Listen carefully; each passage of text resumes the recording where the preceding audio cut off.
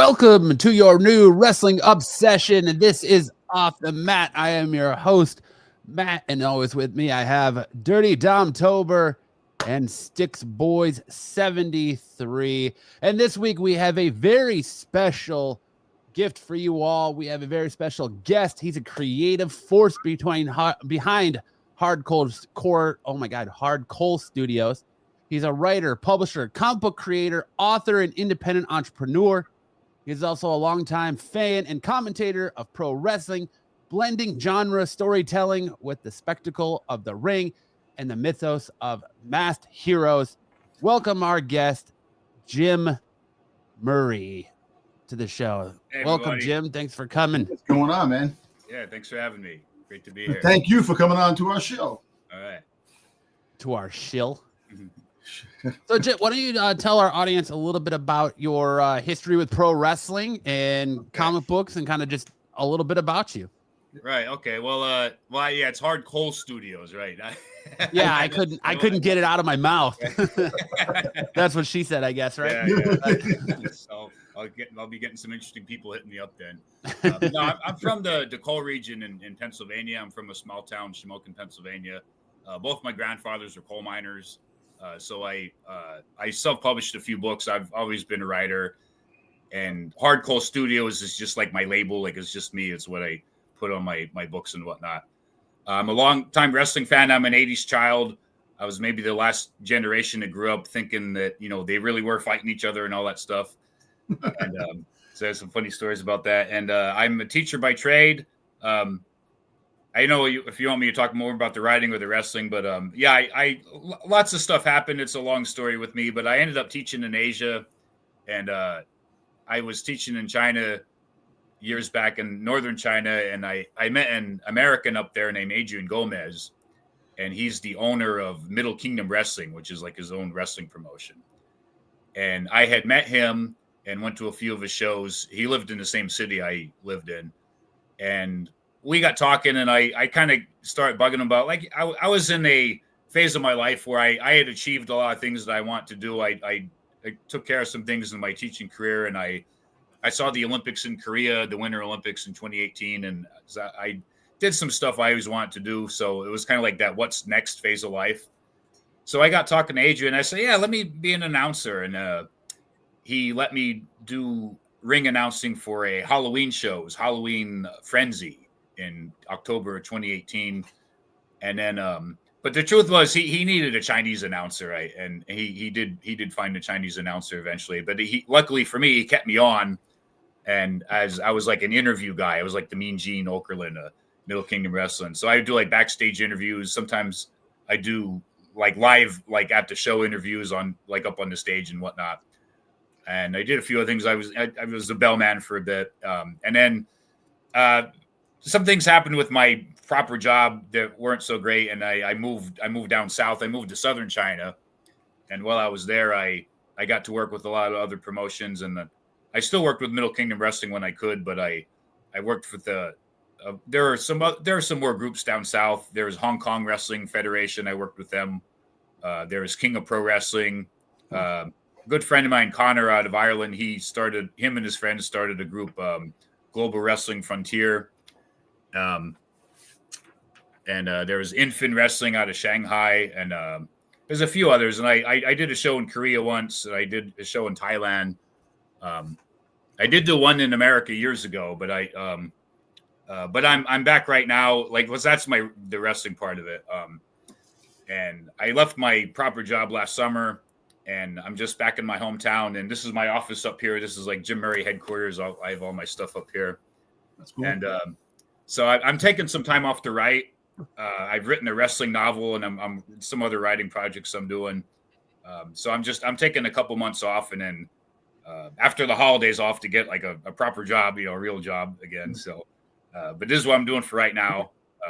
But for the wrestling, yeah, that's the quick version of what I'm doing in wrestling.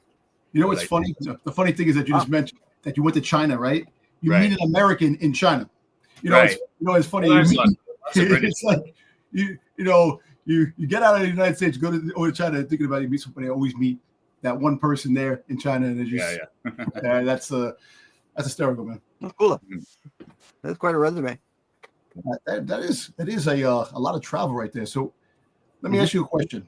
So that means that you speak fluent. No. That's I was a bad American that way. Okay. I know some Chinese, but I should know more than I do. I know other foreigners that speak it pretty fluently. But yeah, I was a bad American that way. Language isn't my strong point, I guess. I guess you don't want the bad words or the things we learned first. Yeah, I know that. Yeah, I had somebody curse me off in the bus one time when I lived up north. I was sitting on the bus and this lady sat next to me and she looked at me and she put her hand like right up to my face and gave me the middle finger and she said in English she said fuck off, and then she said like nishir shabi, which is like you're a bastard, you're an asshole, whatever. Like this, we think like say shabby like something's not too shabby. Well, in Chinese that's a vulgar word. So I was like, wow, that's it's like wow. At first I was mad, but I was kind of like, that's pretty ballsy to just do that to somebody. Hey, people just do it. It's just random stuff. But you got a big resume there. That's a lot going on. The traveling back and forth and getting in. Like, what got you into? Like, I know you like wrestling growing up in the 80s. Like, but what got you being like an announcer? Like watching it. Like, what made you say, you know what? This is what I want to do. I want to try it. I want to try it. Well, like I said, it was that stage of life. It was like, what do I do now? And somebody just like one of my coworkers just randomly mentioned that there was this American guy that ran a wrestling show. I was like, what, really? And I ended up looking. In China, they have WeChat, which is like their social media, their Facebook. So I looked this guy up on WeChat, and then on his like posts he had about his show. So I went to one of his shows, and Edge is a nice guy and everything, but he has this kind of like light voice, whereas everyone always compliments my voice that, I have like a good, radio voice or whatever. Radio voice, yeah. So Adrian's in the ring and he's like, hi, everybody. Thanks for coming to our show, MKW. And I just got it in my head. He's like, he needs me. He needs me like, welcome to Middle Kingdom Wrestling, And he didn't know who I was. He didn't know if I was just some schmo or whatever. So I went to a couple of his shows and I was kind of talking to him and he's like, well, do you have any experience in wrestling? And I didn't, so to be fair, I was like, I'm sure he was kind of like, who's this guy? And then, but this was like spring of 2018 and, not to get too into it, but my job was kind of iffy and there, the summer was coming up. I was going to come home in the summer and there was a question of like whether I was going to come back. And Adrian said like, well, I'm going to do this Halloween show in October. And if you're here, is like, I'll let your ring announce. So I'll give it a shot. And then, so I did it and it was fun and everything. And at the time I honestly thought this would just be a one-off. I'd just be like, I'll do this thing one time. And, when I'm older, look back like, oh yeah, I announced the wrestling show once. That was cool. But he kept me on, and like I said, he found a Chinese announcer which he needed. But he kept me on as an interview guy, and I just kept doing it. And I kept, I made some good friends and stuff, and I got to meet people in the industry and stuff like that. And I just kept doing it. And then, like I said, I moved down south, and there was more groups down there to work with, and so I stayed down there in southern China. I was in a city called Zhuhai, which is like right by Hong Kong. And my proper job was good. I was pretty happy with my job, the teaching job that I had. And it was just more opportunities kept coming up. And I got to work a show in Shanghai last December for Infin Wrestling, and it was sponsored by New Japan Pro Wrestling. That's cool. Yeah, so that was really amazing. And there was a lot of like a lot of big names there. There was there's some people from like the Chinese scene were there, but they brought wrestlers over. They had Bolton Oleg from Kazakhstan. That guy's like a tank. He's a big dude. And then there's Francesco Akira. The Great Okan was there. I got to meet the Great Lariat, Satoshi Kojima. But then they had Yuji Nagata there. It was like the Blue Justice. Yeah, he's considered like one of the best top Japanese guys ever and stuff like that. So I had to meet him. So that was like really amazing. And then in the spring last May, they had Middle Kingdom Wrestling's 10th anniversary show, and it was in Beijing. And I think they never had an event in Beijing before. So I worked that show. I was the ring announcer for that show. And because it was Beijing, there was all kinds of media there. So like there's a lot of Chinese media there. The Guardian out of the United Kingdom was there. and NBC News was there, so I was on NBC News. They ran a story about it, and I was on it. You heard me and you saw me and stuff. So that was really really amazing. So this past year, I was pretty busy with it actually. That's really cool. Hey, what about the nerves, man? The nerves, a lot of nerves, right? A lot of to go in front of people and just. Well, I'm a teacher by profession. I know teacher, yeah. It's a different. I know you're in front of people, but like different crowds, different types of things. Like some people do get nervous. Like they're not nervous one way, but they do get nervous other ways. So, like I'm good around people. You know, being on YouTube and stuff like that is a different type of nerves. In the beginning, I was a little like worried on when I talked and when I did stuff. I naturally speak fast, so I was advised early on to make sure like slow it down. I know like the first show I ring announced, I talked really fast, and so I made a conscious effort to to do that too. Like I remember, I think it was Terry Funk. He had this thing. He said, like when you're in the ring, like for performers, he said, slow down and slow it down some more, and when you think you're slow enough, slow it down a little bit more. So it's kind of like Christopher Lloyd from Taxi. Remember? Because what do you do with the yellow light? Slow down. Well, right. I noticed one thing. I noticed like watching videos of myself. I naturally move a lot. So when I see myself in the ring, I'm like pacing a lot in the ring. So like next time I work a show, it's something I'll focus on, just like to like kind of like when I'm not like to stand still, like when the guys come in the ring and stuff. And I tend to be kind of jittery. I move. That's me. That's what I do all the time. People always say you never stand still. It's just the way. Some of us are programmed that way. Right. So that's really cool. That's awesome. Really quick. I actually tried out for a wrestling. Johnny Rods has a Gleason's gym in Brooklyn. So I actually went there for like 2 days, and I was going to try out to become a wrestler. Yeah. After that, I said, not for me. I'm a lifelong nerd. I was never really an athlete. I'm probably in better shape now than I was when I was younger.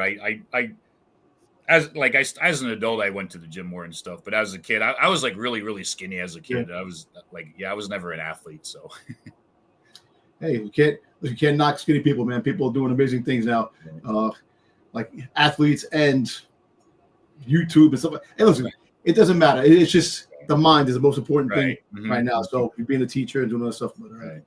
That's really cool. Do you have, with all the like boom in pro wrestling and all these independent promotions popping up, do you have anything lined up to do any ring announcing here in the States now that you're back? I looked into a few things, but it didn't pan out. But I'm hoping next year I can get in somewhere. Like I know how it is. You have to know somebody and stuff like that. So if anyone out there needs an announcer or interview guy, I'm available. So call him. Right. Go ahead, Don. Did you have another question, Don? No, go ahead. Sticks, you got a question? I had one just really quick. Like with the wrestling in China and Hong Kong and that. Right. Was it much different than what we see like through like New Japan or AEW, WWE? How would you say it differs, or if it doesn't differ? There's a lot of spot, like the Chinese wrestlers. There's a lot of spot heavy. They want to get all their stuff in. They want to get all their moves in and stuff. Okay. Yeah. I'm not as familiar with like current New Japan, but it's a lot of like there's a mix of foreign and Chinese wrestlers, and it's kind of. I think the first Chinese wrestling show was maybe 10 years ago, so it's still relatively speaking, it's still a relatively new scene. It's not super storyline heavy. Nobody has a TV deal yet, so it's just like shows like just house shows. Yeah, just a handful of shows. Like four. Gotcha.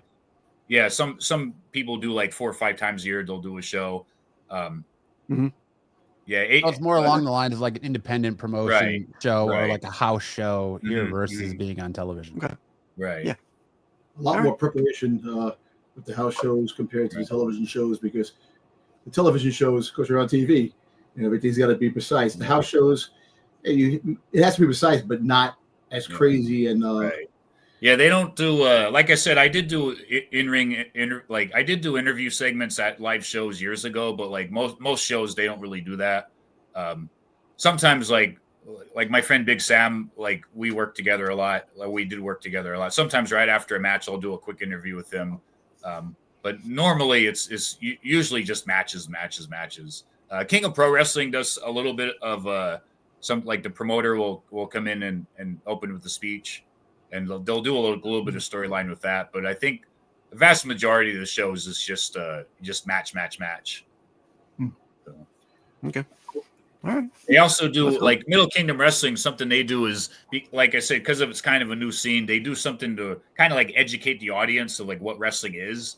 So before the actual show starts, they'll have two wrestlers in the ring and they'll like demonstrate like a pinfall, and like somebody will do the 1, 2, 3, and they'll explain what that means, and like, you know, what it means when they get their shoulder up, and like the submission holds and grabbing the rope, and they'll kind of explain what all that means and try to like encourage people, like, you know, cheer for the villains and boo for cheer for the heroes and boo for the villains. Oh, so they're trying to teach the Chinese people the product or the you know, pro wrestling as they're performing. That's that's cool. Yeah, Really cool. And the kids, like my students, know what wrestling is because it's on TikTok and stuff. Like they know, like I don't think they know like Japanese wrestling, but they know what WWE is. Like they all know what that is. They know who John Cena is and stuff like that. A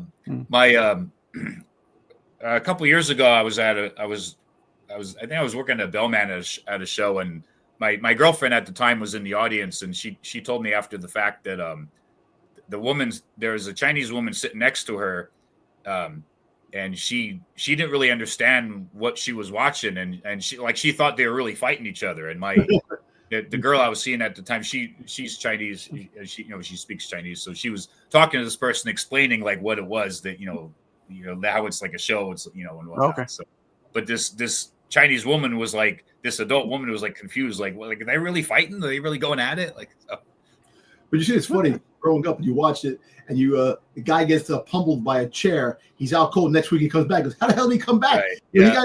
They took him from the stretcher. I have a funny story about that. That's like I said, I was like, like I was born in 1976, so like my generation was maybe the last generation that grew up thinking it was they're really going at it. So there's a funny story. One of my favorite wrestlers as a kid was Tito Santana. Yes. And he was in a tag team with Rick Martel. They were Strike Force, and they were tag team champions. Yep.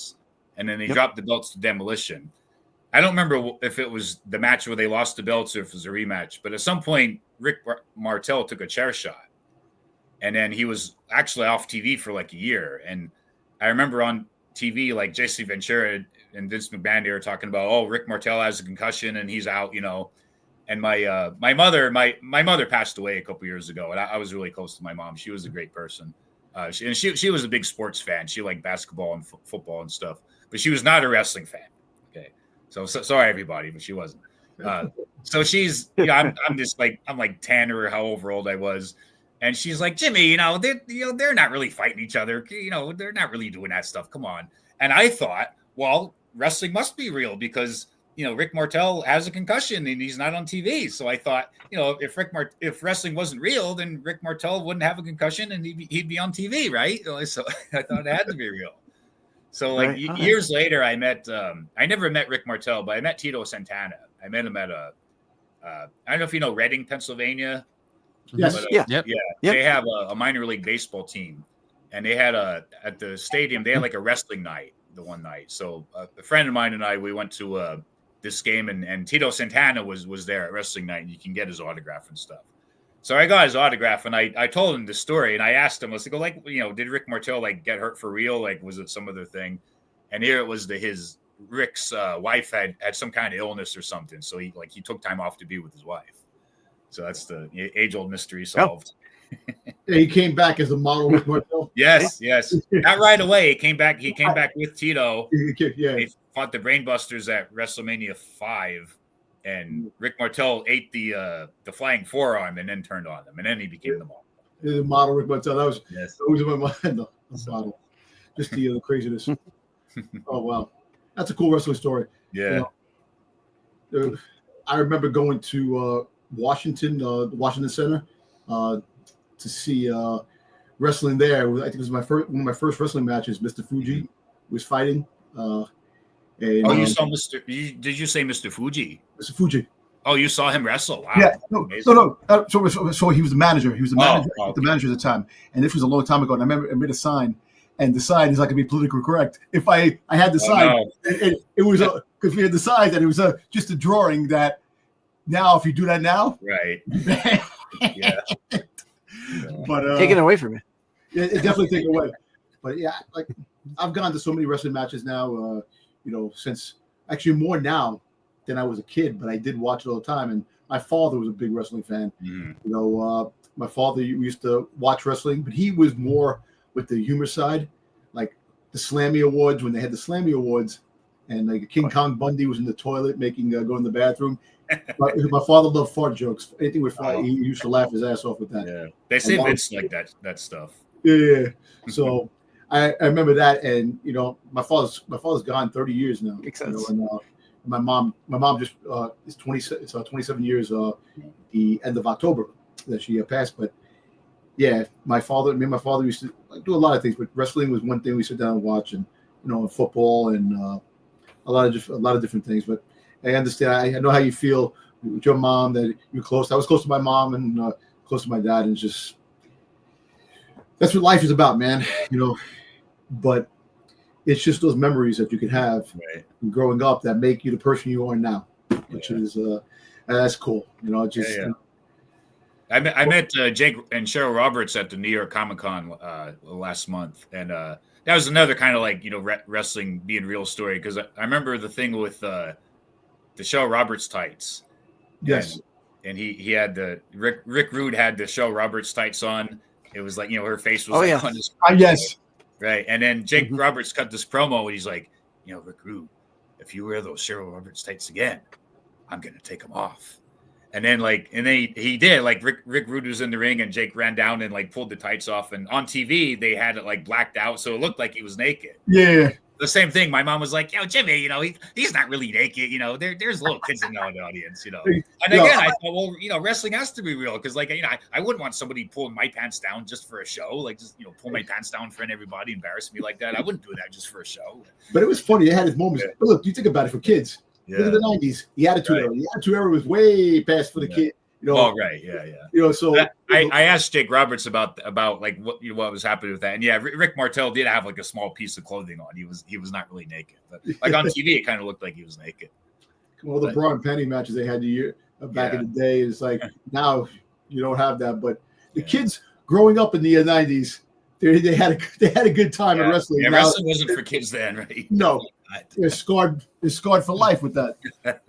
But that was the best time, one of the best times wrestling. I think wrestling was at its peak. Look, we'll talk about what's going on now with the landscape of wrestling. But we always talk about the 90s, with the Attitude Era. Well, the Monday Night Wars, I think, for people our age, that was like the best time ever to be a fan. Like people jumping back and forth and them trying to outdo each other and all that. Hogan was so great as a villain, like as great as of a hero as he was such a great villain. And, I know Hollywood Hogan. That was one of the best personas that he had. When he turned and became the NWO, that was one of the biggest moments in wrestling. Right. And they ran with it, and it was a good job. Unlike the Cena turn. Yes, very disappointed in that. Yeah. So I'm a writer, so I really like Tina Seal. I like his promos, and I'm gonna ruin wrestling, and I'm gonna take the belt with me, and then they just and decided not to do that anymore. They just changed it like that. I was like, what?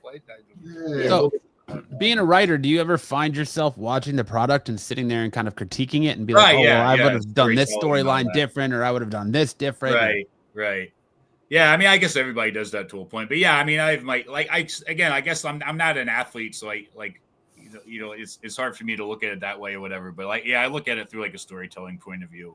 Because I remember in the 90s the Ministry of Darkness, and then was it the Higher Power, and then like they were going after Vince and all that stuff, and then it turned out that Vince was the higher power. Yeah, it's like as a writer, I know, I guess it was like a shocking moment, but as a writer, it was like, you threw all that characterization. Austin, it was me, la, la, la. Yeah. I mean, because if you have some good stuff, WWE hit him up, because they are in desperate need of creative help. Right now. So, but it's like they had all that. They had the characterization of Vince where they showed like a vulnerable side of him and stuff like that. But then it was all, they tossed it all away. So it's hard for me to not have my writer hat on when I'm watching it. So because you think about it, like, we always talk about Vince McMahon, like how his bad side of him, but he was a visionary when it came to wrestling. Right. He knew the product through and through, and right. he made it exciting when it came to a lot of things, storylines. When he was involved, it was always something of a greater story when he was involved, and when Shane was involved, and that type of stuff like that. But yeah. I think if Vince didn't do what he did, just my opinion or whatever, but I think wrestling would still exist, but it kind of be like roller derby. Like you wouldn't know about it unless it just happened to be happening in your town somewhere or something, Because I've heard people say like a lot of those indie promotions, like those territories or whatever, they're dying out anyway. So it's just the indie wrestling things are much better than some of the bigger product too. Sometimes the individual things, like some of the wrestlers you have to do. Like we talk about all the time. We talk about the Robert Rodriguez's the Lucha Underground. That was cool stories. It's awesome. They'll never do that in WWE. Right.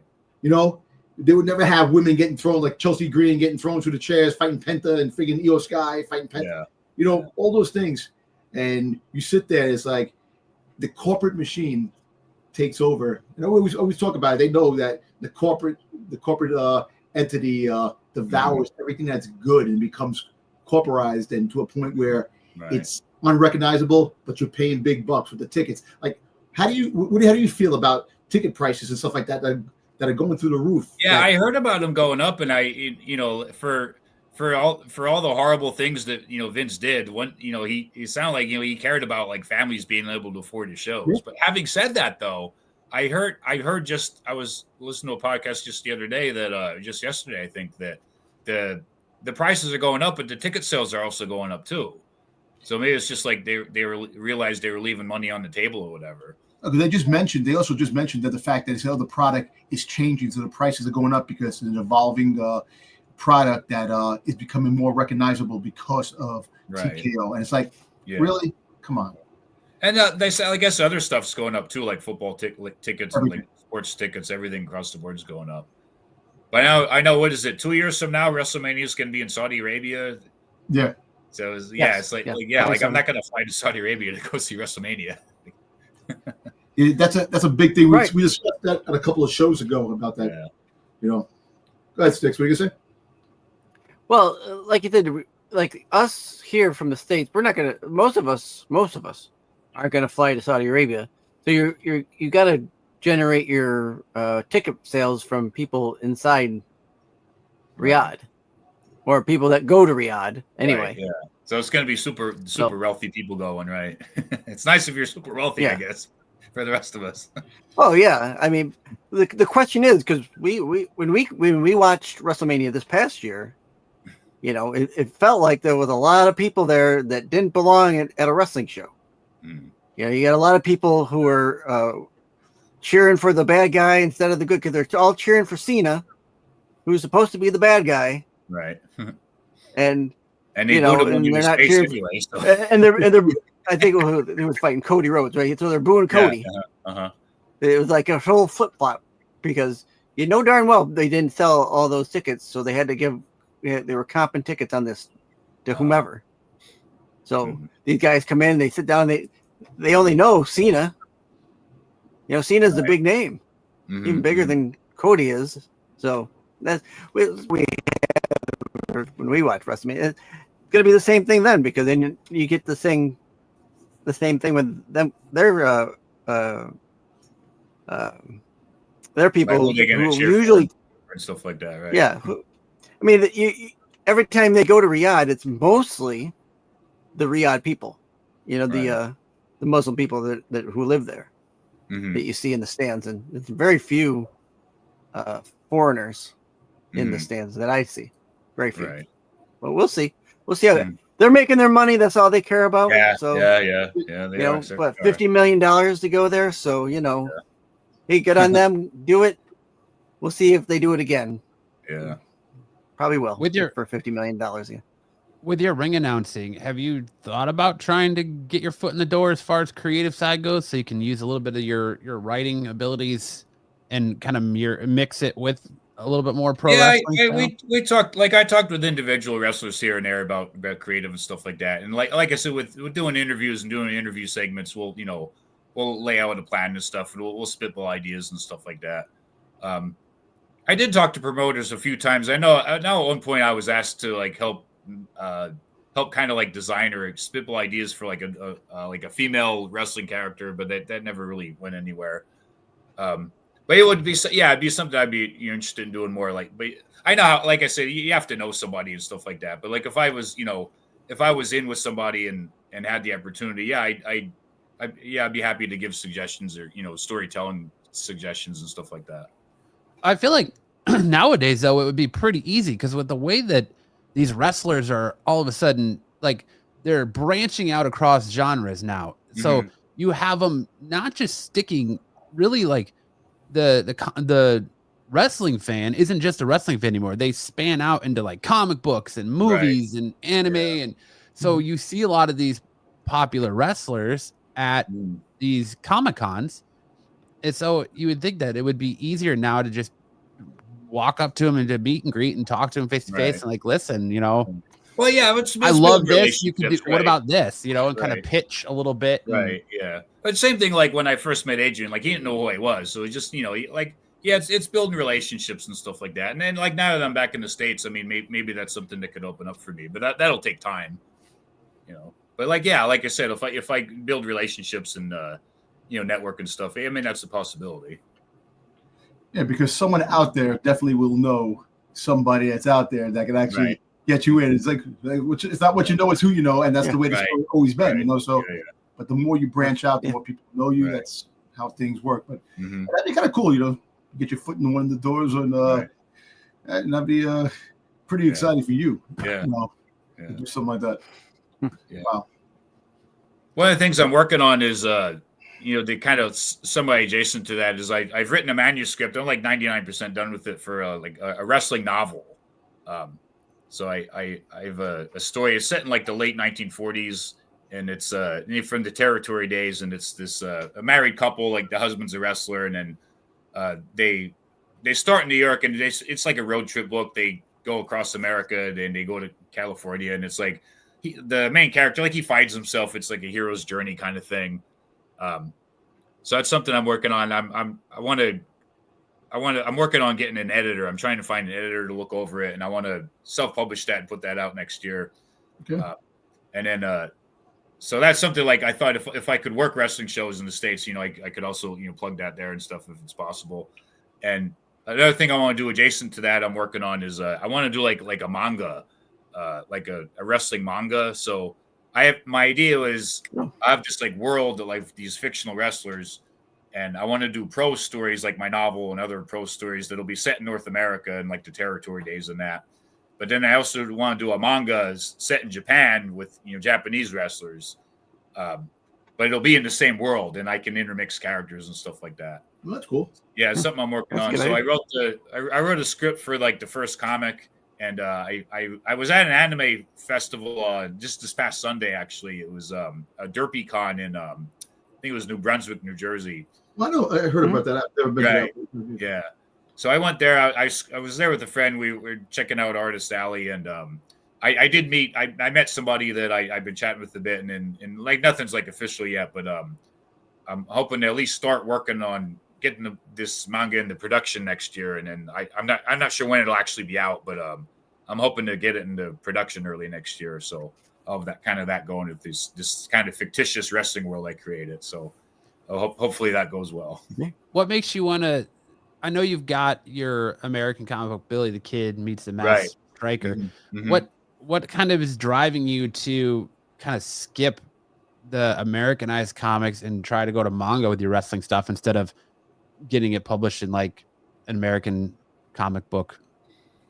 It's just like trying to reach out to different audiences. I want to there's people in there's American style comics, but then manga's like a whole other thing that people are into. Like there's a whole other audience for that. So it's just kind of like, like a marketing, honestly, just like trying to, appeal to like a segment of the audience and that try to have a foothold in that subculture and stuff. And, if I can get this manga book out, I can go to anime conventions and absolutely. Yeah, and have an artist alley table there and sell my book there and stuff. And yeah, so I'm trying to like I said, I'm taking this time off to do my writing and stuff, and I'm trying to get my foot in as many kind of different doors as I can.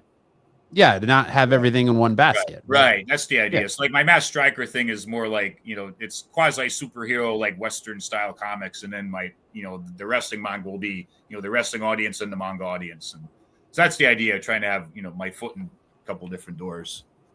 And you mentioned that you operate in the independent creator space with your comics and digital platforms. What prompted you to kind of carve out that routine rather than pursuing a traditional publishing or mainstream comic deal?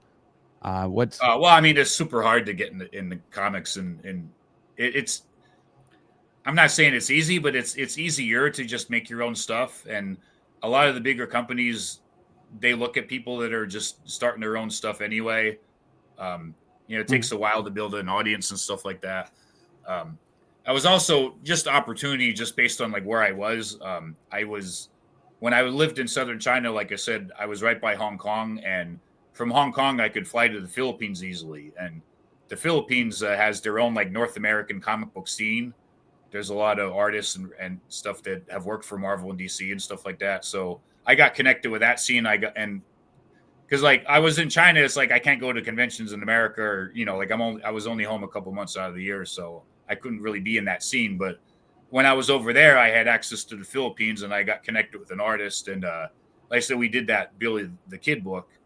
And then I used to go to the Philippines a couple times a year because they had their own shows and stuff like that. So I got, connected with that. But and they just did like digital and stuff like that. That's just the new generation, the next thing. There's this brand new one from the guys that started Comixology, the Neon Ichiban. They're not doing indie creators yet, but they said they're working on it or whatever. But there's Global Comics. I'm on Global Comics. That's like a digital website, like a digital comics service. You can kind of like stream comics, and then you can buy PDFs. But like that's just like where the scene is at. If you want to get your stuff out there, those are the things you got to do. There's also Webtoons. I'm not on Webtoons, but I might put this manga thing on Webtoons because that again, that's like the whole other audience. That's just a whole absolutely. Big thing. So right. That's just where, from my vantage point, that's where the opportunities are. And I want to like I have this Billy the Kid comic, and I want to like pitch it to studios for like to pitch a miniseries and stuff like that. Right. But to just start out, it's you kind of have to do something yourself a little bit. Well, have you thought about avenues like? Oh, go ahead, Sticks. Go ahead. I was just gonna ask. Have you thought about going like to avenues like Kickstarter or anything like that?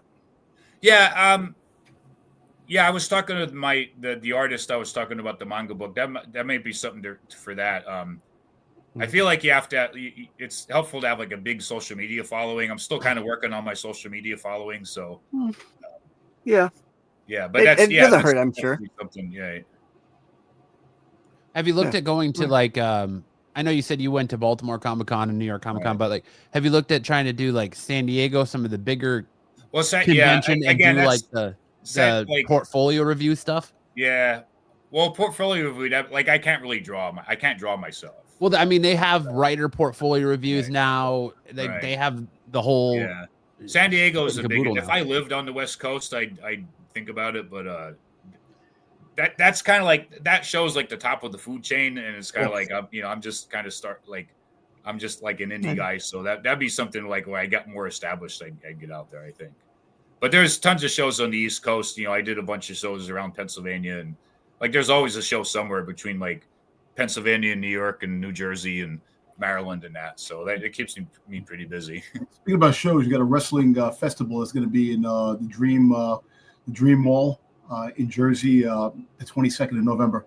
You're going to have about maybe 50 wrestlers and a whole bunch of games. Oh, nice. Yeah. Are you going to be at that? I'm gonna try. I'm looking into the going. Right. Trying to get my wife. I'm doing Monster Mania that weekend in Oaks, Pennsylvania. Yeah. Oh, okay. I got a couple of Frankenstein prose books and a horror comic I did. Oh yeah, the books, the Frankenstein books. That's intriguing. That's That's intriguing. Monsters are a big thing now. Like really, when it comes to yeah. I guess I think it's tomorrow that the Frankenstein thing drops on Netflix. Yes, the Frankenstein with with Guillermo del Toro or Del Toro. But I'm doing Monster Mania that weekend. But that's another thing. Like for my wrestling book, I know they have all these like wrestler like collectible shows and stuff like that. So like once I get my wrestling stories out, that's a avenue I can look at too. So let me ask you a question. So you can do that wrestling on the manga. That means you watch a lot of anime. Yeah, well now I'm kind of out of touch with it, but like when I was in college, I was big into it. Yeah. My day was like Akira and Vampire Hunter D and stuff like absolutely. that. Absolutely. I'm afraid I'm not caught up with the newer stuff. I know like Attack on Titan. I know was a big one, and now there's that Korean one, that Demon Slayer, that K-pop Demon Slayer. K-pop Demon Hunters. Also, one of my favorite. My wife got me onto Dandadan, which is actually a really great anime that just dropped its second season. And we have to wait to 2027 for the third season. But the manga books score like the 200 and 300 already. Yeah, they make them big over there. Yeah. Well, like Akira was like thousands of pages and stuff. Oh yeah.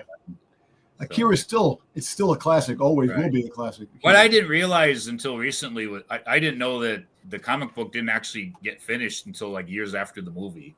Yeah, I wasn't aware of that. And Vampire Hunter D was a series of novels at first. I didn't know that either for a while. That was good stuff.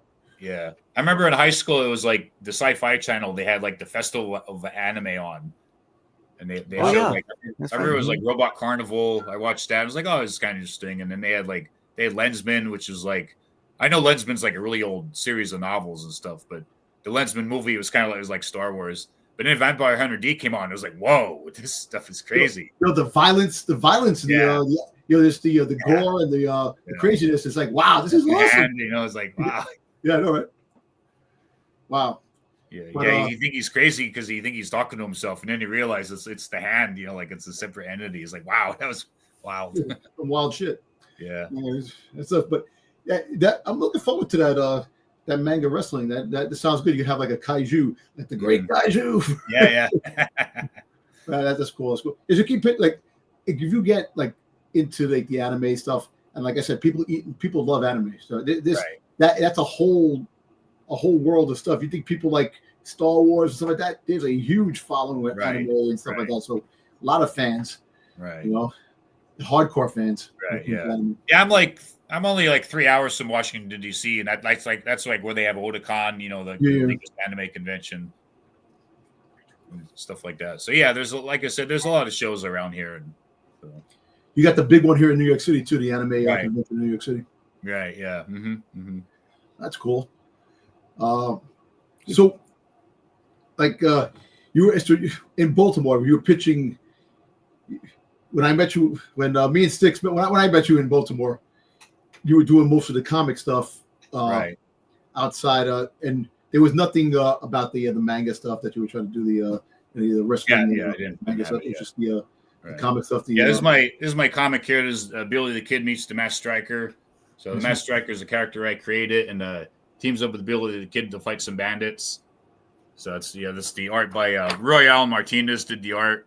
He did some work for Marvel and DC, and he did some horror covers for like Silent Night, Deadly Night, and My Bloody Valentine comics. They were published by American Mythology. They came out like a couple years ago.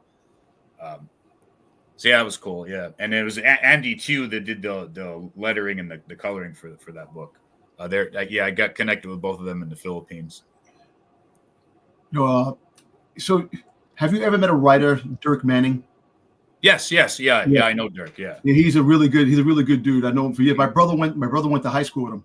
Right. Oh, cool. And my brother knows him for a very long time, and he's been. Yeah, he wrote the comic about Tony Schiavone. Yes. Yeah. Yes. Yeah, I saw him in New York, and I met him like a long time ago, and then I was away overseas and stuff, and I saw him in New York, and then I saw him for a minute down in Baltimore. Yeah, we kind of reconnected.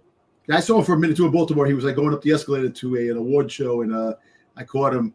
Yeah. And I always seem to run into him, except New York City Comic Con. New York City Comic Con was a shit show. Like it was crazy. It was so crazy. He was down in Artist Alley. Yeah. Exactly. I couldn't get down there. That's how I didn't realize where Artist Alley even was at first. Like I was almost like the first day I checked out the main floor. Yeah. I think I checked out a couple panels, and then the second day I was like, I think I saw everything, and then I didn't even realize like Artist Alley was downstairs. Exactly. Yeah. So apparently it was the busiest New York City Comic Con ever. It was the first time, you know, it really picked up after the pandemic. It started getting past that 2019 stigma of how crowded it was, and it was the busiest. It was like, damn. Right. And then I was there on Thursday, and it was packed on Thursday. It was like, and I was surprised. Thursday, Sunday. Sunday like I went home crazy. Saturday. I was like, I think I'm glad I'm going home. Actually, I can't imagine how nuts Saturday must have been. You know, and it was so exhausting going from that con to Baltimore. Yeah. And it just really, it was nuts. Right. But like what other things you have set up? What other cons do you have set up? Anything? I'm doing in 2 weeks. I'm doing the Garden State Comic Con in Vinland, New Jersey. Okay.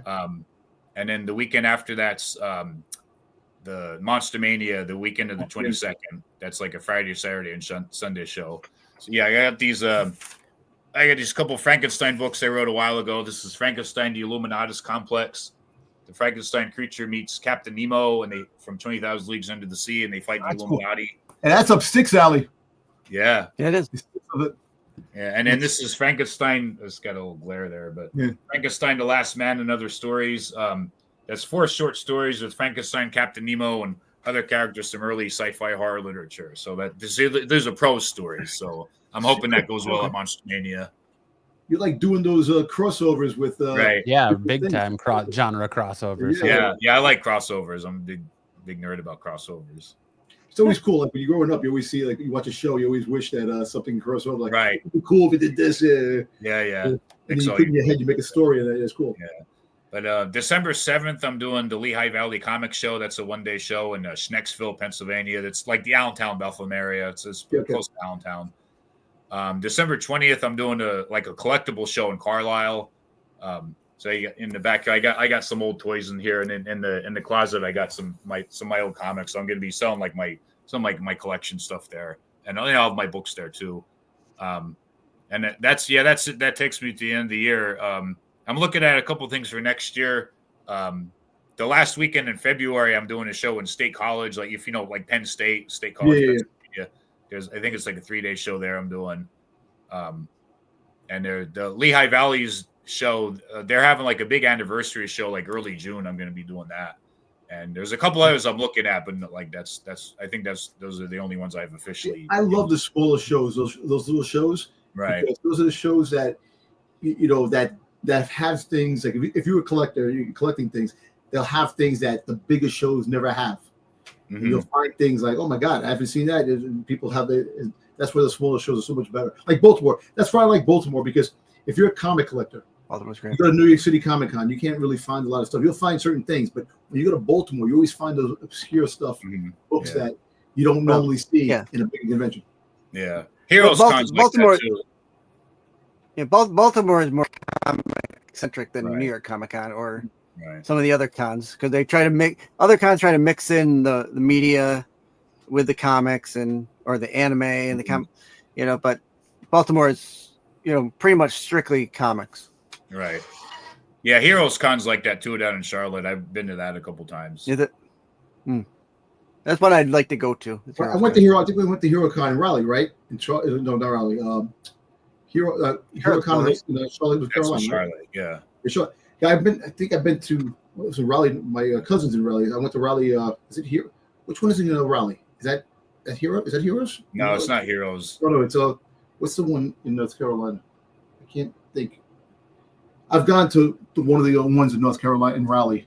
Okay. Was it a science fiction convention or was it a comic book? Oh, it was a comic. It was a con. A bunch of celebrities were there. I just can't think of the name of the other con. I go to so many damn cons. Right. I just can't remember. I know somebody that runs like I forget what it's called too, but I know a guy that runs like it's some show in Raleigh, but I think it's more a science fiction convention. Yeah. Kind of touching on your book, Billy the Kid Meets the Mass Striker, a little bit more. You're kind of merging, like we were just talking about, your genre merging. You're merging this mythical, well, I shouldn't say mythical, but mythic, larger than life kind of entity in Billy the Kid, right?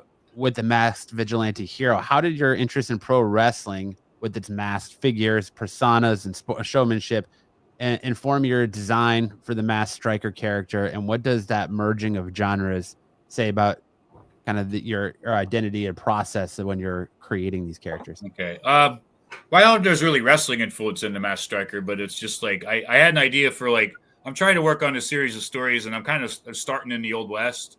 So it is like kind of quasi superhero, but it's a one and done story. It's a one shot story, and like I said, I want to use it to like pitch like a 4-issue miniseries. But the Masked Striker, he's like this kind of guy with a mysterious past, and we don't know what he really looks like, but he can kind of like sense where evil is. And he's kind of like quasi supernatural, and he has these two allies. There's Sammy Woods there with the gun. She's like the gadgeteer of the group, the technology person. And then here there's Silverfoot, and he's got this. He's a Native American, and he has this axe, and he believes that this axe belonged to like an ancient warrior from like a mythic time, like a long time ago. So it's just a start in this world that I'm working on, and so I'm hoping to do more. And I have a prose story on my website, on my blog. The Masked Striker meets it's called Night of the Deer Woman. The Deer Woman's a character from Native American folklore and mythology. So I have that prose story online, and I'm working on. I've written 2 other short stories. I'm trying to do a 4th one. I want to put in like these would be prose stories, but they're these Masked Striker kind of Weird West stories. That's another thing I want to put out, like a book I want to put out for that. And so that's like I said, so that's like a whole separate world than the wrestling thing. But yeah, that's that one angle thing that I'm working on there. So I know a lot of creators kind of fear of being defined solely by one genre or medium. Right. Is that kind of why you find yourself mixing your mediums a lot, and so you're not being pigeonholed into one section, and you can you're not backing yourself in a corner? You can Yeah, and like I said, also evolve. For the audience, like for what audiences I can reach, like I said, so this would be like kind of sort of like traditional Western superhero comics, and then there's the manga, and then there's wrestling, and I have horror stories. So yeah, I've always been interested in all these things. So I like monster movies as a kid and stuff like that. So and it's just also just for your creativity, so you don't creatively you don't put yourself in just one slot. And but yeah, and a lot of people they just have like one thing or one idea that they're hoping hits big. So I'm just trying to do like a bunch of different stuff, and then I hope it's all successful, of course, but I figure if I try to do like a handful of the things, maybe I'll get really lucky with one of them. Hey, so good, man. And listen, maybe you get lucky at all. Yeah, right. And I love doing it. Like I'll do it as best I can, and wherever it takes me, But it's like it's not. They say, what is it? Not about the destination; it's about the journey. I'm happy doing it. I'm happy going to the shows. I'm happy to meet people and stuff, and it's always been fun. I mean, there's work to it too, and there's bad sides of it too. But of course, I enjoy doing it, and I'll always try to do it as best I can. And what's good about the thing too, that you have a you're traveling aspects.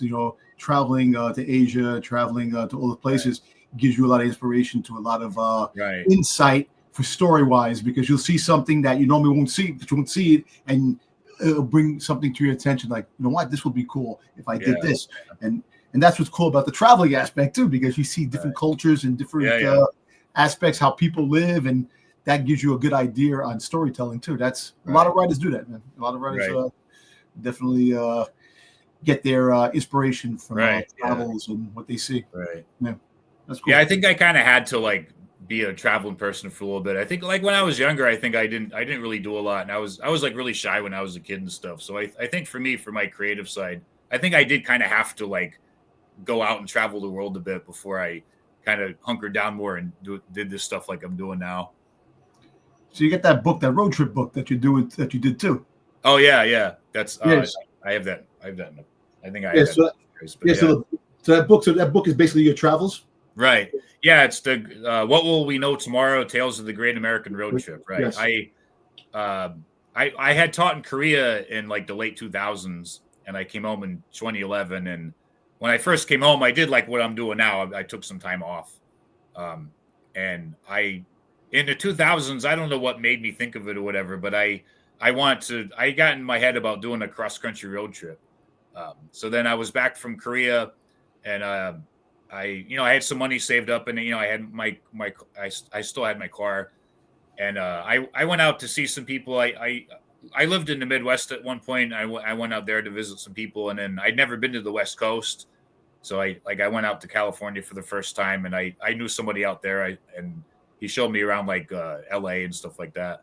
And then I went back, and before I went home, I went to the New Jersey shore. So I saw both oceans in the same trip. Like, I saw the ocean in California and the Atlantic Ocean. So when I came back, a friend of mine asked me if I had kept a diary, and I had not. And he kind of encouraged me to like write it out while I still remembered everything, because a lot of times, like, I was only in a place for a couple days, so I could still like remember for mostly what I did every day. So I was writing it out, and I was emailing it to my friend Tom, and he was like, "This is really cool stuff," and he was like encouraging me to write it out more. So I decided to put to just print it as a book, and it's mostly like our email correspondence and how we talk to each other and stuff. But yeah, I was on the road for 5 weeks. That was in 2012. I did that trip. That's cool. But that was one of the best things I ever did in my life. That was really cool. And some of it was like full circle moments. I went out to a place I used to teach at, and I visited people I hadn't seen in like 10 years, and just like insights, and like some of it was fun and stuff, but some of it was like kind of understanding like mistakes you made in your past, and coming full circle, and like new perspectives and all that kind of stuff. And that also gives you the creativity to write the Right. ideas of Mhm. things. That it all works hand in hand. Yeah. Things we do in life. It's a lot of inspiration to a lot of things we do in life. Right. And that's why a journey finding yourself, Right. in a road trip. That's one of Yeah. the best remedies to having a nice cohesive mind thought on things. It's cool. I like that. Yeah. You have your irons in a lot of fires creatively. Yeah. And that brings me to think about legacy a little bit, and in the next generation, and kind of what you're going to be remembered for. So looking ahead, I'm going to ask you, look ahead 10 to 20 years now. Wow. What do you want your body of work, whether it's comics, interviews, Right. wrestling adjacent, storytelling, to Right. say about you? And what do you hope younger creators will borrow from your journey? I think, well, as far as like kind of advice, yeah, just do it. Like you have to go by the core of who you are as a person. If you have a certain talent or a certain interest, you have to just go for it. As far like, I guess I want to have a body of work that people respect. I hope to be able to, write a good handful of books and comics, and I have a body of work that people respect. I get, like I said, in my teaching career, in my younger days, I had some ups and downs, and there was a point in my life where I got some recognition as like being a good teacher, and teaching is the most important thing I've ever done in my life. So that, like I never had kids with anybody. I'm not a parent. So, and I like, again, I like, of course I love the comics and I love the wrestling, but being the teacher is like the most important thing I've ever done. But I have gotten my respect as a teacher. So like this phase of my life is kind of like, I got that respect. So I feel like I want my respect as a writer. So like, I'm obviously, I'm not, famous or anything, but I just want to have a good body of work that people look at and say that, that's good stuff. I got, that was a good writer. Especially for my hometown, for my area, or anybody at all, just inspire people to just do what you love, but it's also, it's hard. It's not easy. And nobody owes me anything. And, like this stuff, I want to do this manga, I can't draw. So like, I have to go to a show and talk to people and meet somebody. I almost didn't go to this manga show, actually last Sunday. A friend of mine and I were talking about it. I was like, oh, maybe we'll go, but we won't go. It's like, yeah, we got to go and do it. And then I met this particular person, and hopefully something good comes out of it. So sometimes you just have to roll the dice and see what happens and go for it. Yeah. I mean, in a day and age with social media, though, too, you don't even have to go to those shows. You could just reach out to some of these artists and like That's things true. like deviant art and yeah. There's a lot That of is true. I artists feel that like could for me, maybe it's help just a out with that. generational thing. I like meeting somebody face to face. I'm still in that Understandable. Okay. Understandable. I did meet some other artists I worked with. I did meet online and stuff. But I like, again, the convention's one resource. So I just, yeah. So that's something I think when I was younger, like I self-published some things a while ago, and I was, and like before I went to China, and I was doing shows and stuff like I'm doing now. And I think one weakness that I had, I didn't network as well as I thought I did, and I didn't reach out to people on social media as much as I should have. So that's something I'm trying to work on now, to try to, connect more with people online and stuff like that. And the last question for me. All right. I feel like you can learn a lot about a person's journey in professional wrestling and where they began by this question. Okay. Uh-oh. What is your professional wrestling Mount Rushmore? Oh, okay. Somebody had asked me this before, and I'm thinking, I'm gonna start with an unconventional answer. I'm gonna start with somebody way back in the day. I'm gonna start with Gorgeous George. Oh wow, that's a good one. Yeah. Gorgeous George is an unsung father of popular culture. He was an inspiration for James Brown. He was an inspiration for Muhammad Ali, who's obviously like a titan in our culture, and he also inspired Bob Dylan. He had met Bob Dylan, and Bob Dylan got some sense from him, or thought he whispered something to him. There's some weird story like that, and then Dylan started concocting these stories that he was like this hobo living on the tracks of New York City, when really he was like this, his parents were lawyers in Minnesota or whatever. So he created like a character for, So yeah, I'm gonna say Gorgeous George. He was a big influence on all American culture, really, and he's not as recognized as much. I like that answer. So I'm gonna start with that. What did I say for the other three? I'm an '80s child, so I have to say Hogan. I know maybe some people out there aren't gonna like that. I'm gonna go. I gotta go with Hogan. Hogan made the '80s. I think you have to. Without Hogan, professional wrestling as we know it today wouldn't exist. Yeah. And you got to be able to separate Terry Bollea from Hulk Hogan. So you can't really hold what was said by Terry against Hulk Hogan, I at least in my opinion. Okay. And then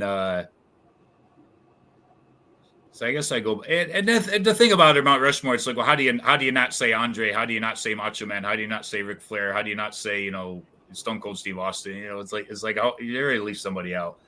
I gotta go by eras. I'll put Bruno Sammartino. I'm gonna put Bruno up there.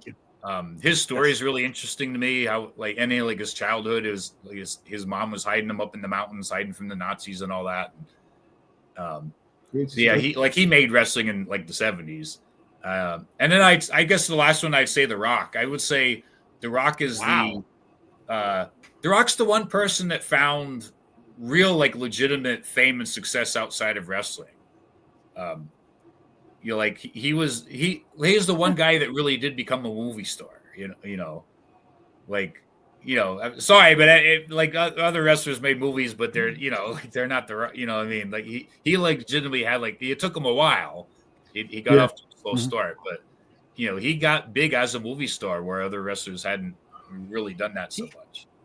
He was able to leave wrestling and be just a movie star. Right. Hogan did acting, but always came back to wrestling. Right. But he did make mega successful movies too, No. Mr. Nanny wasn't a box office smash or whatever. Yeah. Wasn't it? No. It wasn't. Yeah. Well, the Rock. I have a friend who lives and dies by No Holds Barred, so. Oh, No Holds Barred. What does that smell? What's that smell? Yeah. I remember thinking in the 90s or in the 2000s, I was kind of surprised Stone Cold Steve Austin didn't become an action hero, but I think, from what I understand, I think he didn't really like doing movies. I think he really enjoyed it. And the other thing is, I think for The Rock, obviously, he has a sex appeal for the ladies or whoever. Like I said, my mom didn't like wrestling. My mom liked The Rock. When The Rock was on TV, then she'd watch a little bit. She watched it, right? But you don't hear women saying oh, Stone Cold's hot or whatever. But obviously, my sister loves Stone Cold. Okay, all right. Then correct. Listen, it's funny you talk about Stone Cold. these guys know I have a Stone Cold story, which is actually crazy. So, me working in a hotel, and we had a SummerSlam one year, and a couple of wrestlers stayed at the hotel. We had Batista, John Cena, Lashley, and Stone Cold Steve Austin.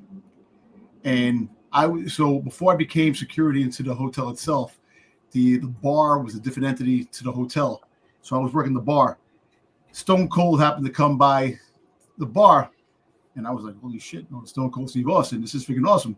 So I was talking to him, and he's like, listen, he goes, we had a store inside the hotel at one time. He turns around and goes, can you tell me, I went to the store in the hotel. He goes, but I'm looking for condoms. They had no condoms. And I was like, I go, hold on 1 second. I ran downstairs. There was a store right next to the hotel. I bought condoms. I went back upstairs. I'm like, here you go, Stone Cold. He goes, how much I owe you? He goes, you don't owe me nothing, man. You're Stone Cold Steve Austin. He doesn't have those child support payments that he doesn't have to pay. No, me and him had a conversation for like over an hour. We talked about wrestling, UFC, and a bunch of other things. And he was a really cool dude. But the whole fact is that I friggin' bought condoms for Stone Cold Steve Austin. That's the funniest shit. I'm like, great. But and then my sister, you didn't take pictures? Well, me giving condoms. I know, right? Oh, I said, and the thing is that you missed out on a Trojan ad there, Dom. I know, right? I know, right? Because Stone Cold said so. Condoms. No, but at the time, I don't take a lot of pictures with a lot of people because, really when you're working in a hotel, you don't want to be like, that type of. You're like on the job, right? Exactly. So I didn't take any pictures, which I could have, and it would have been cool to have those pictures of like me and Stone Cold, like Stone Cold's cool. Like the Trojans in the middle, right? The Trojans. Somebody told me, what size you get, Magnum? I'm like, I don't know. I just got condom. I don't know. Stone Cold size. Size 316. Eh? Exactly, Magnum 316. But and then my wife worked for a hotel. She met the Undertaker and his wife. They stayed at the hotel, and so like I said, the wrestlers really cool.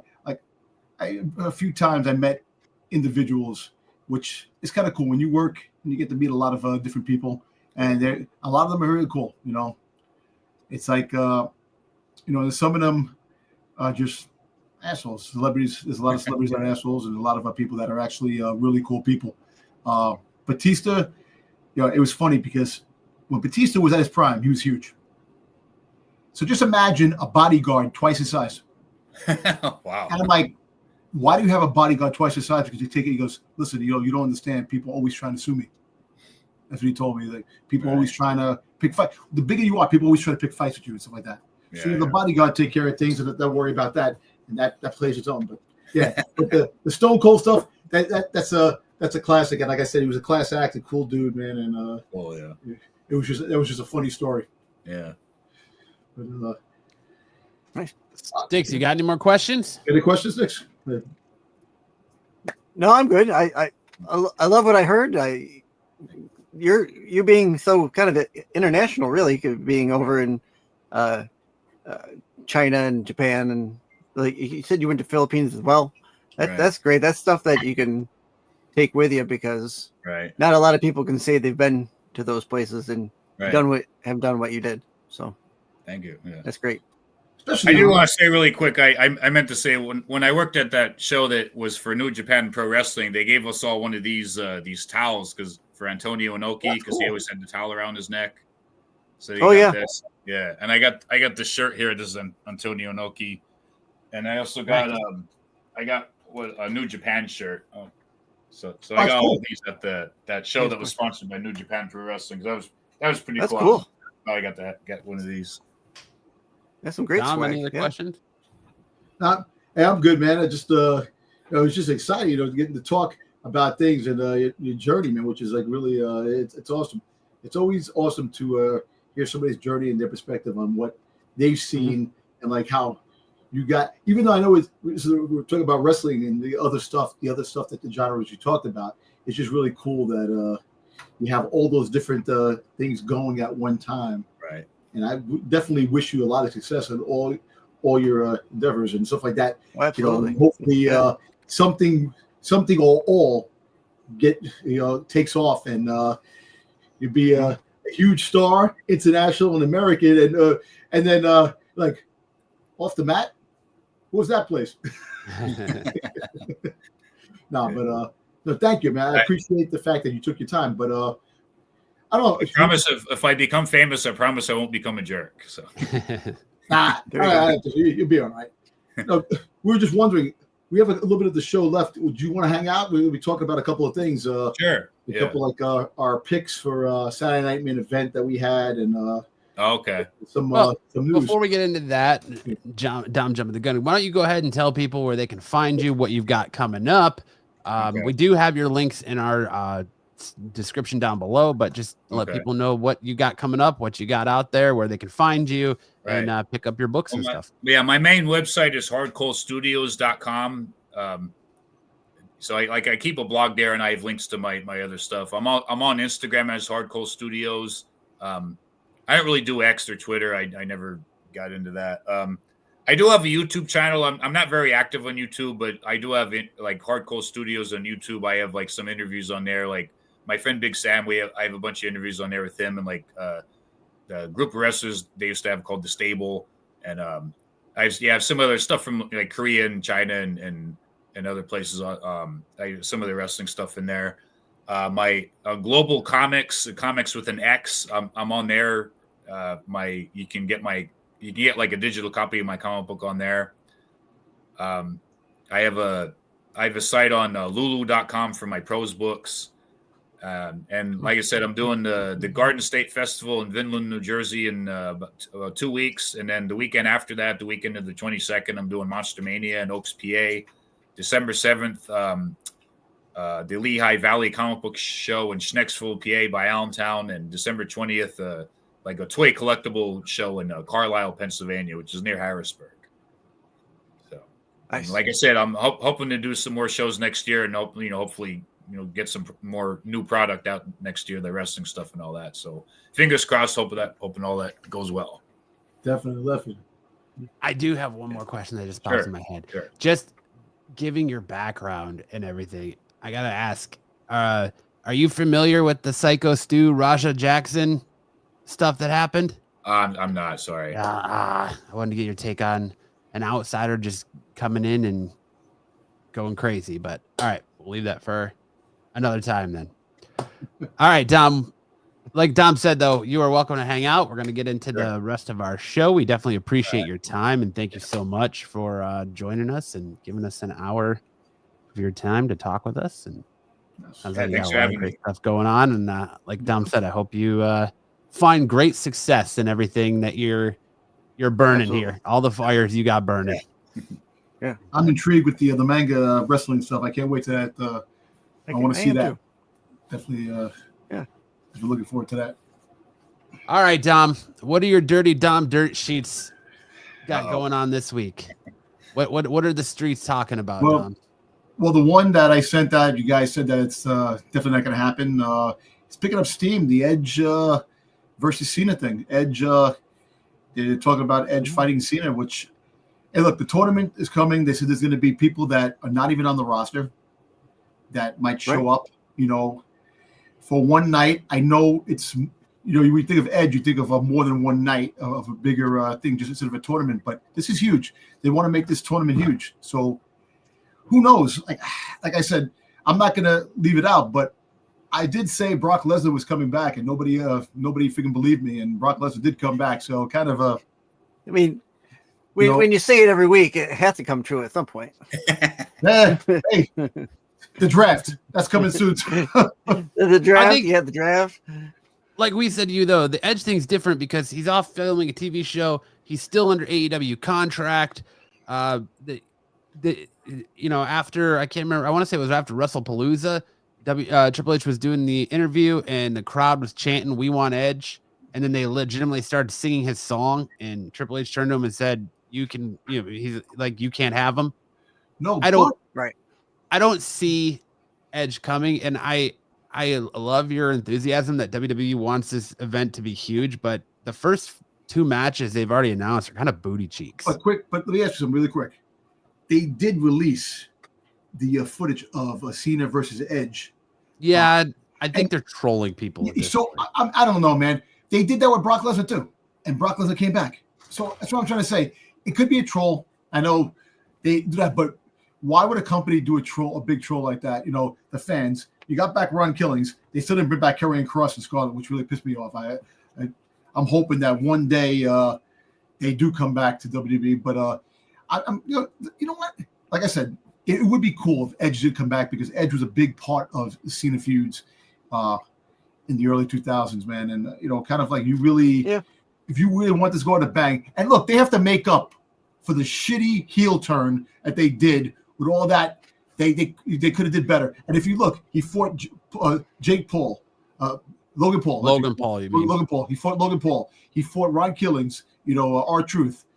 Some of those fights really weren't Cena-esque, which can make the huge pop. Imagine freaking Edge's song comes on and he comes out and he fight. The crowd will go ballistic, and that's the pop that they need. You want the things to start declining. You get something to make the declining of ticket sales because the price stop and people are like, holy shit, they really got Edge. You make people believe in the product because people are not believing in RKO, TKO, and the brand itself because of what they're doing to the fans. You got to bring something. Edge will have to be more than a one-off product pop for it to be. Yeah, there's a lot of story there. Yeah. You gotta have that and then have a fight in the future because look, you got to look at this. The final match is going to be Washington D.C., where possibly Vince McMahon will be in one of the rooms with Trump because they're going to be sitting there watching the thing, and that should be very interesting, in its own. So imagine having Edge be the one that fights John Cena in the final match. Hey, look, I'm excited for this tournament because there's a lot that the possibilities that could be. Chris Jericho might come back. You don't know, and then don't say that wrestlers that are not even on the roster might come back because you're leaving that you're saying that, and people are like booking their own fantasy bookings of what could possibly be. And hey, look, anything is possible. When CM Punk came back, people said he ain't coming back. When he came back, Survivor Series, the pop, just the social medias alone were crazy. Hell froze over when he came back, and he said he would never come back. So here's why I don't think it's Edge or Jericho, because they don't need it. Cena, when they showed it on Saturday Night Main Event, he gave his big speech. His whole thing was about wanting to give new talent that opportunity. And you're going to have, and I think we're going to talk about it later, you're going to have, of course, familiar faces in this 16-man tournament. But I feel like it's going to be somebody who doesn't need it. Like, remember, only the winner of this 16-man tournament faces John Cena. Yeah. There's no, and that's the whole thing with professional wrestling. It's always about passing on the baton, right? There's nothing to pass on to Edge. Like if they were going to do Edge, you would do it sooner. You would do it as an event, not as in a tournament. You wouldn't have Edge be in this tournament. So I think it's going to be an up and comer, like potentially an Obafemi or a Javon Evans, or I'd still say Gunther because it just WWE seems to have this like love affair with Gunther, and giving Gunther, making him one of these like larger than life bad guys now, because essentially it's a callback to like the 80s, right? Gunther is the quintessential bad guy. You have your foreigner like you did with the Iron Sheik, and your superhero like you did with Hulk Hogan. John Cena is your superhero, your foreigner is Gunther. So you kind of get that callback to the old days of wrestling when it was in its heights in the 80s. So even with Obafemi, I just think that they're going to try and build a new star in this Cena tournament versus, because that's what Cena was all about: ruthless aggression, seizing your opportunity and running with it. And I just don't see there's nothing to gain other than a cheap pop and some merchandise for a Jericho or an Edge to come back for this tournament. Because they did say and Cena's done this once before when he fought Austin Theory and lost. Tried to pass that off to Austin Theory, which he came back anyways. But that was the whole push for Austin beating Cena, right? Well, look, you're right. Look, you're right, and you know what? You may be right on that. And really think about the situation is that they already said that Royal Rumble, no surprises, because it's going to be in Saudi Arabia. Yeah. So no surprises in. So if Jericho comes back, you think somebody comes back for Survivor Series, like they did the pop with CM Punk, somebody you least expect in Survivor Series. That's yeah. I was going to say, I heard Gunther too. I heard like what I heard people speculate was that Cena will fight Dominic and get the IC strap because that's the one belt Cena never had, and then he'll fight Gunther, and it'll just like Goldberg, Gunther will have retired Goldberg and then retired Cena on Saturday night's main event. But it's so funny you say that. They were also saying that they might give a Cena the belt again, the championship belt again. Oh yeah, he leaves. So, well, I mean, that was just started by Punk saying that if you want to hit 18 before you leave, you just bring it. But yeah. I've been saying that. I mean, I'm going to toot my own horn there. I feel like I started that narrative months ago because I've been talking about that months ago. That it gives Gunther this. They ultimately want to work towards Gunther versus Brock Lesnar at WrestleMania, and it gives Gunther. Because you have Brock Lesnar win the streak, it gives him clout to face up against Brock Lesnar because Gunther can claim, hey, I retired Bill Goldberg, I retired John Cena. Then you have Brock Lesnar. Well, I beat the streak. Yes. So it makes that match between Brock Lesnar and Gunther just that much bigger and a much more of a spectacle when you have both of them have these crazy resumes like that.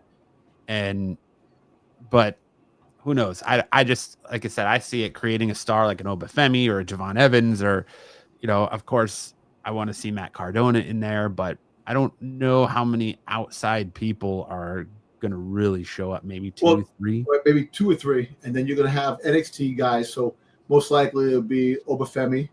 It'll be maybe Ethan Page, my boy Ethan Page. Hopefully he gets a chance, that you might get Ricky Saints, might be another one that comes in. And then with the SmackDown roster, you have the regular SmackDown roster people and the Raw people. And then outside that, any AAA, you think of any AAA people from AAA might come in? Mystery Iguana. I don't see why not. TNA. I really don't want Mr. Iguana being this right? So that would make sense. I really don't want to go on in this tournament at all, personally. Just because I'm not a fan of the gimmick, but hey, right, it's a money making gimmick. You got a guy green and he's a freaking iguana with him. Yeah, I guess if the crowd likes it, it's good, right? Exactly. People like that. True. And he's a well liked, a larger than life character. He comes out and he walks like an iguana and this and that. And people freaking love it. So. AAA was put on the map. They, nobody watched AAA until now because now you have this, and it's like you have all these new characters that they're. I'm telling you, man. Whatever. It's just amazing watching some of the performers in these other types of wrestling venues that you never really see, and it is like they're amazing, and. It's like, why haven't I watched this all my life? Because it was never on the spotlight. Because everybody like some people I watched AEW when it first launched. I don't watch it as much, but I do keep up with it to see what's going on here and there. But it's always hard to find like when you're with the WWE, you're a WWE for life. And I did watch WCW back in the day because it was interesting because they were taking cracks at back and forth. The Monday Night Wars were big, and that's what made you watch both shows because you're like, shit, what are they going to say about the WWE this time? What's WWE going to do that's going to mimic? So it was like really cool. Like now it's just, it's like it's just a bigger thing now. Like you go outside, like New Japan, like those dudes are freaking awesome.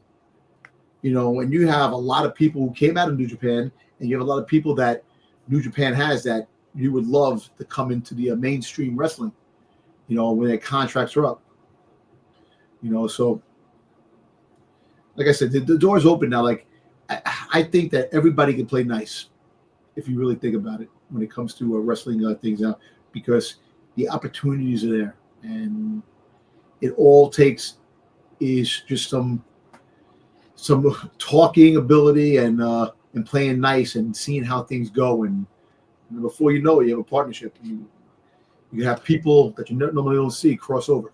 I don't think that's ever happening between WWE and AEW, especially after WWE just hit what's his name? El Idolo, Andre. I forget Andrade with that 1 year non-compete after showing up on AEW TV, and Tony Khan trying to do damage control and like completely erase Andrade from ever being in AEW. I don't think there's ever going to be that working part. There's no way. I was thinking you're talking about Edge being against the non-compete thing. Yeah, but we'll get into more of the Cena stuff in a little bit. That tournament. Cody Rhodes had some interesting comments on a podcast this week. He was on the All the Smoke podcast, and he made a comment saying that in today's world of professional wrestling, where with the internet and everybody's got their finger on everything and diving anything, you got like Meltzer and all of these insiders leaking stuff. Kayfabe's pretty much dead, and he's saying that in today's day and age, the authentic baby faces are killing fake heel acts. Do you agree with that, Dom? You know what? I think so. I actually do believe in that, because the fact is that if you notice, heels are getting cheered for a lot more now, because outside, like, you're always like, we always see a wrestler, like you have the heel and you have the baby face. If you watch it now, you have the heel and you have a bigger heel. That the heels are fighting heels now. Like I always told these guys, I love that. I love that the bad guy is fighting the bad guy. It's not just a good guy against the bad guy anymore. You have a different way. But outside the ring, like, because when you have a podcast, you talk about things, and sometimes you're not in character. And when you come back, people, because think about it. Who's the biggest heel in wrestling right now? Think about it. Are we talking all promotion, like AEW, WWE, TNA, or WWE? Who's the biggest heel? I was like MJF comes to my mind right off the rip. He even played. Let me tell you something. When I went to New York Comic Con one year and MJF was there, and I said, oh shit, MJF. He goes, who the fuck you think it is? Like he was playing the heel character, so it was like that's kind of cool when you play the heel.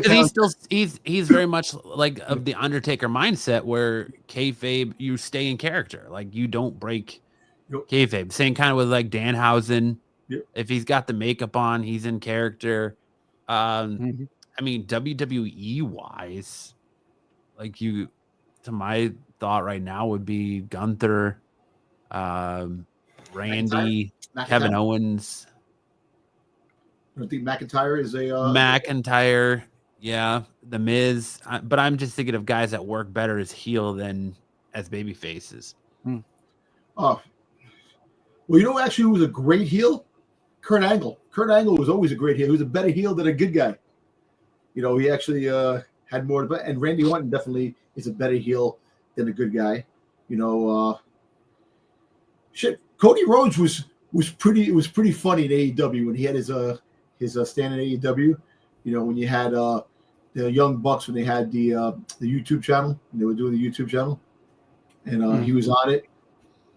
The cursing he used to do on the stuff, which was fun. But I don't know, man. It's like I think today is a little different. Social media really is a different entity because you're in the spotlight 24/7 now because not only you're on TV, you're on TikTok, you're on Facebook, you're on Instagram, and even your outside life, you're followed and people see you outside life. And like if you're a heel, all of a sudden you're taking pictures with people outside and smiling, hanging out, and having a good time, or like they're showing wedding pictures. Like McIntyre was at a wedding, and he's having a good time dancing and having a good time and all this stuff like that.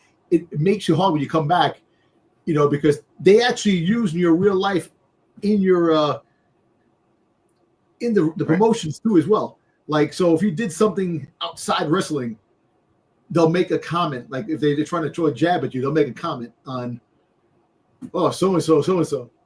And it's like, so you can't get away from that. And I think it kind of kills the thing because back in the day, back in the Vince era, you never really saw a lot of outside the ring stuff. It was mostly I mean, there was no social media. You'd get Wrestling magazines, and they don't show personal spots. If it was on a talk show, you still act the character you are. Look at the King Jerry King Lawler and the Andy Kaufman thing back in the day. They keep saying, was that real? Was that this and that? And if it was still, you're still playing the heel part. That was a successful thing because to this day, people still talk about it. Well, I think that is going to stand the test of time because sadly Kaufman passed. So we can't ask the source, exactly. Hey, what is it? Is this real? You can only get Jerry Lawler's perspective from it. But I think the wrestling fan though too has evolved, and with, like you said, social media, everybody having one of these in their hand and being able to take pictures, and the education and intelligence of the wrestling fan has evolved so much that like the fans are going to cheer who they want to cheer for. We saw that with the John Cena heel turn. That's half the reason it didn't work, because nobody wanted to boo Cena. Nobody cared. And I think now to draw good heat as a heel, you have to give people a reason to not like you and not cheer for you, and just whining about, them wheeling you out there and you bitching and pissing and moaning like Cena did for months about, oh, well, you fans never backed me. Like you're not going to buy into that because it's not real. Like now with the Vision, that they held the Vision out of the Royal Rumble and that because they wanted to cheer for the Vision as a babyfaces because it's Seth Rollins. Look, you know what's funny? The thing that makes me laugh, the whole story with the Vision, the whole thing with leading to that, the whole thing with Cody Rhodes finishing his story. He fought Roman Reigns, the big dog. He fought that dude that was the most dominant dude for 3 years, carrying the belt and being the biggest heel in WWE. He beat him with the help of Kevin Owens, Randy Orton, Seth Rollins, and a couple other people, McIntyre, all these things. All of a sudden, slowly, McIntyre turned bad. Kevin Owens turned bad. Seth Rollins, so all because of that, but they still cheer Roman Reigns. Meanwhile, he's still the biggest heel. He's still a heel. And everybody left, Paul Heyman that left him, all these things saying they make everybody who left that circle, they call him bad, but they cheer Roman Reigns. Meanwhile, Paul Heyman got thrown through a table by freaking Solo Sikoa. And all these things, when Roman Reigns lost, he left for a couple of months and no one saw him. But they boo the people that had a right to evolve and change because of what Roman Reigns did. So Roman Reigns had an effect on all these guys. And Cody Rhodes teams up with the dude that he beat, that he had everybody help him, and don't think is a problem. So I can see fans cheering. So fans are like, yo, you gonna do this story on us? We're gonna cheer for the bad guy. We're gonna cheer for that. And the WWE doesn't know what to do because you bring out the bad guy and people are cheering and they're singing. It's like, this is crazy. So it is different now compared to back in the day. What do you think? If I could add to something you were saying earlier. So one of the things I was reading for my stuff, this is a Ringmaster, a good friend of mine got me this book. Abraham Reisman wrote this biography of Vince McMahon. And in the opening and the introduction, he says, the author says that he's talking about kayfabe and how, like kayfabe was broken or whatever. But this author argues that now the era we live in now, there's neo kayfabe, whereas like, you know, it's kind of like what we're talking about. So like you're watching this stuff when we all know it's just a show, but it's like, oh well, this guy might lose because, you know, his contract's up and, you know, this guy can't show up, you know, or the opponent can't be edged because it's a non-compete contract with the other company, and, you know, and this and that on social media. So that's the era we're living now. Is this? The author says it's neo kayfabe. You're seeing a lot of that with like Karrion Kross, where people aren't wanting to touch him, aren't wanting to book him because they still think that all of this stuff is. And like AEW, Tony Khan thinks all this stuff is a work, and then he's going to go back to WWE. Like, it very much. I agree. Neo kayfabe is a very good way to put it. Yeah, that's it. How's that book so far? The book is good. It's really good. Yeah, I'm reading like 20 different things. So I mean, I only got about 70 pages into it, and I put it down. But yeah, it is really good though. About his early life and stuff like that, and how much like what Vince presents himself as, you know, like I know in that Netflix documentary, he talked about when he worked for his dad and something about his dad had some announcer working for him, and the announcer asked for a pay raise. So the dad fired him and then hired Vince. So the author looked into that, and it turns out, according to the paperwork, that his dad actually paid Vince the salary that the other guy requested. So wow. So for Vince Sr., the issue wasn't that he wanted more money. It was that this other announcer wanted more money. The issue was that he defied Vince, you know, Sr. You know, the issue for Vince Sr. was that this guy defied him. So he defies him. So I'm firing him, and, you know, I'll pay my son the same amount of money you were asking me. Wow, that's crazy. Sure. Yeah. I mean, if you want to impress me, let's get the crowd cheering Logan Paul. I mean, that'll. And it was kind of like that on Monday Night Raw in the beginning. And for about a minute or two. Yeah. Until they realized, maybe not. The brass knuckles, the friggin' punch that No. You got that punch, man. The knuckle shuffle, man. Nah, but you're right. You know, with so many different streams out there of things that people could see. Like, look, you know, the crazy thing is that the more famous you get as a person, the more the spotlight's going to be on you. And that's why everything you do, people freaking goddamn, they find a fine comb. They freaking, they check every aspect of you as you get better and better and bigger. And as soon as you do something that's not in the liking, you're public enemy number one. And you get put over. Look at this guy. This guy's doing this, and that's what everywhere. Yep. But yeah. So it's a different type of entity now when it comes to wrestling, with the heels and the clay faces, and all that stuff like that. You know, hey, it's still entertaining because there's bad guys that I love all the time. You know, I used to cheer for the bad guy. I love the heel. You know, and it also that goes through all my stuff that I love growing up with, all the characters and cartoons and movies that I love. The bad guys are always my my go-to. You know, so we like horror movies. We like the monsters, eh? Yeah, because I understand the monster. See, you know that saying goes, you know, good and evil, like the bad guy. When you get older, you understand the bad guy's motive more because you right. Start to realize what his motive was. Mm-hmm. And it's like, all right, that's reasonable. I understand. And it is just the way things are. Like, I thought the bad guys were always cool anyway, man. You know, even though they lost all the times to the freaking goody two shoes, that was always me. But what else is on the thing, Matt? What else we have? I mean, I think we're going to talk about Saturday Night Main Event, recapping that. Yeah. That's really all I had news-wise. There's not a whole lot going on right now. It's been pretty quiet. What about you, Dom? you're the one with the dirt sheets. There was one more thing, saying, one more little tidbit that they said that it's probably inevitable. It's going to probably happen sooner than later. AJ Lee and CM Punk fighting against Jey Uso and Jada Parker. That's one of the things that I picked up on.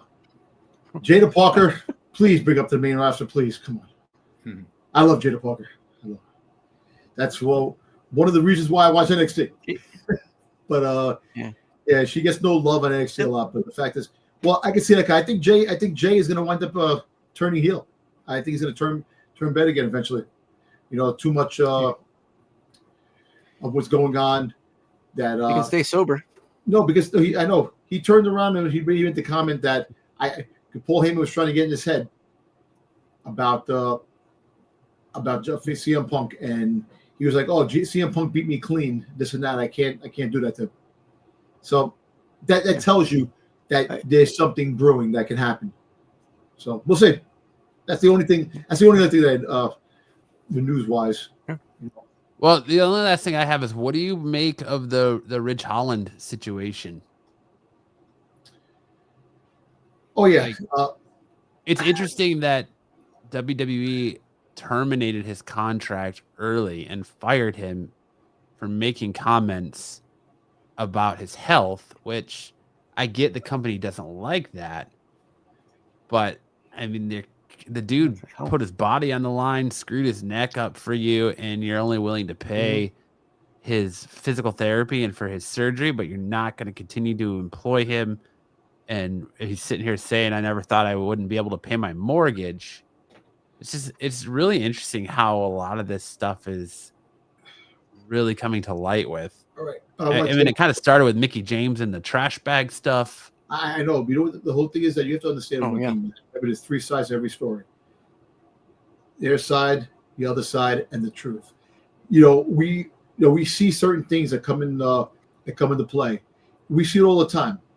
When someone's talking, a public speaker's talking, they take out all the good stuff that person was saying, and they make him sound like he's a monster.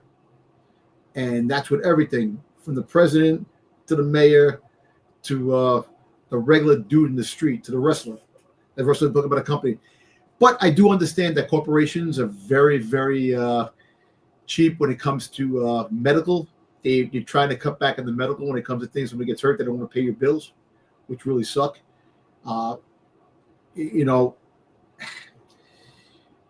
I think, me personally now, I think that the medical situation when it comes to wrestlers is much better than it was back in the day. Look at CM Punk. CM Punk fought tooth and nail about his medical conditions when he was, and he trashed WWE about things. They hired him back.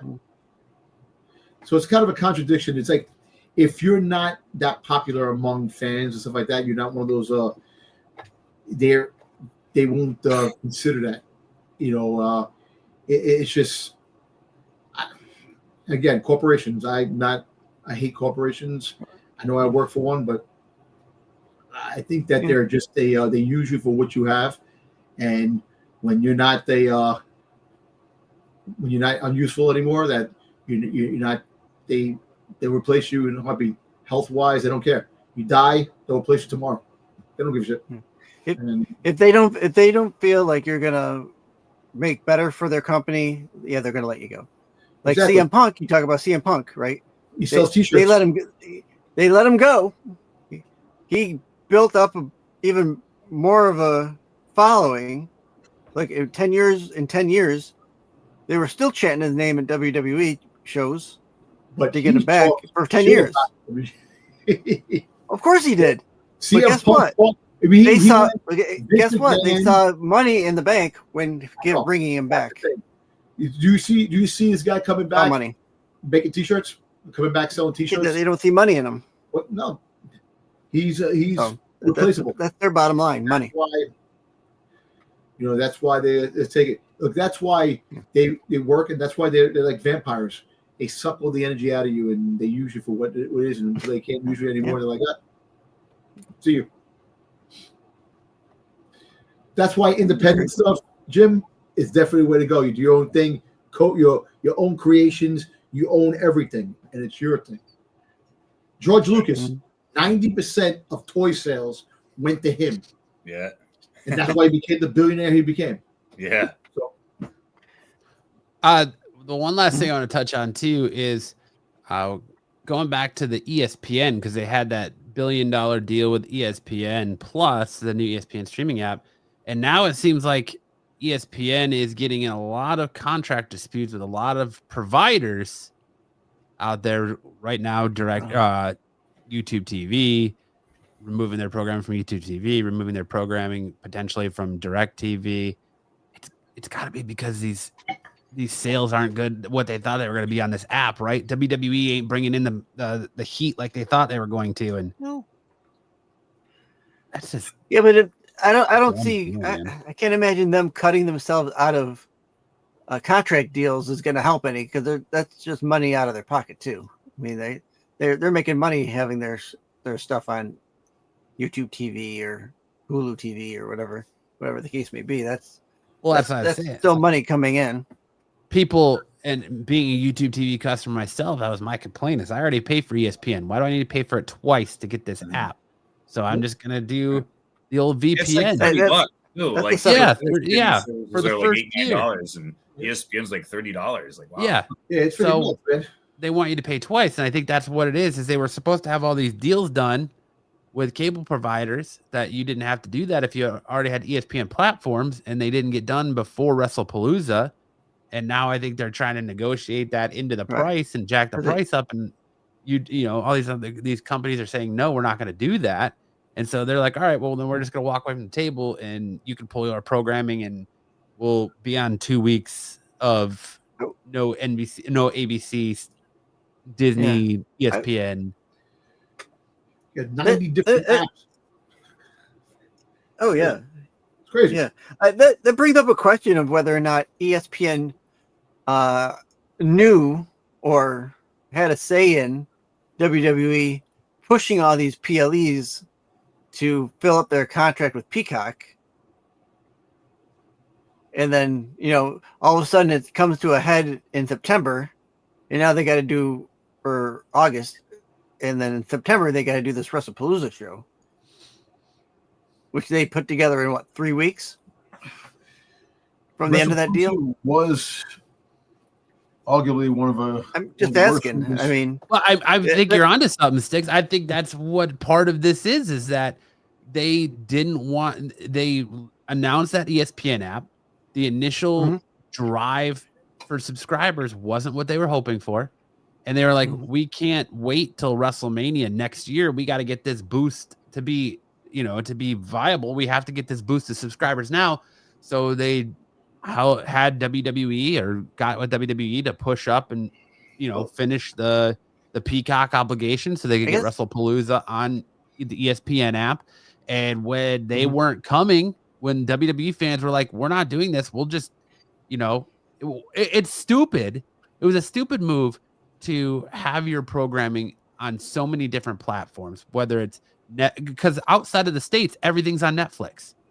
It's only in the States that you have to go to the CW. You have to go to Netflix. You have to go to, Tubi. You have to go to just say you're in Canada. Exactly. Yeah, and isn't like Stephanie McMahon actually saying it on the radio? Yes. Yeah, she was sponsored by a VPN company on a WWB branded podcast. Right. So, and that's what I think most people are doing. They're either going back to the old ways of pirating it, going through pirate websites or VPN. That's what I do. I watch it through a VPN, and and now it's interesting because you have Pat McAfee, who is a pro WWE guy and employed by ESPN, telling people, hey, they're trying to tell you to go to websites. Don't do it. Nobody cares. Nobody's going to do it. Stop telling them that.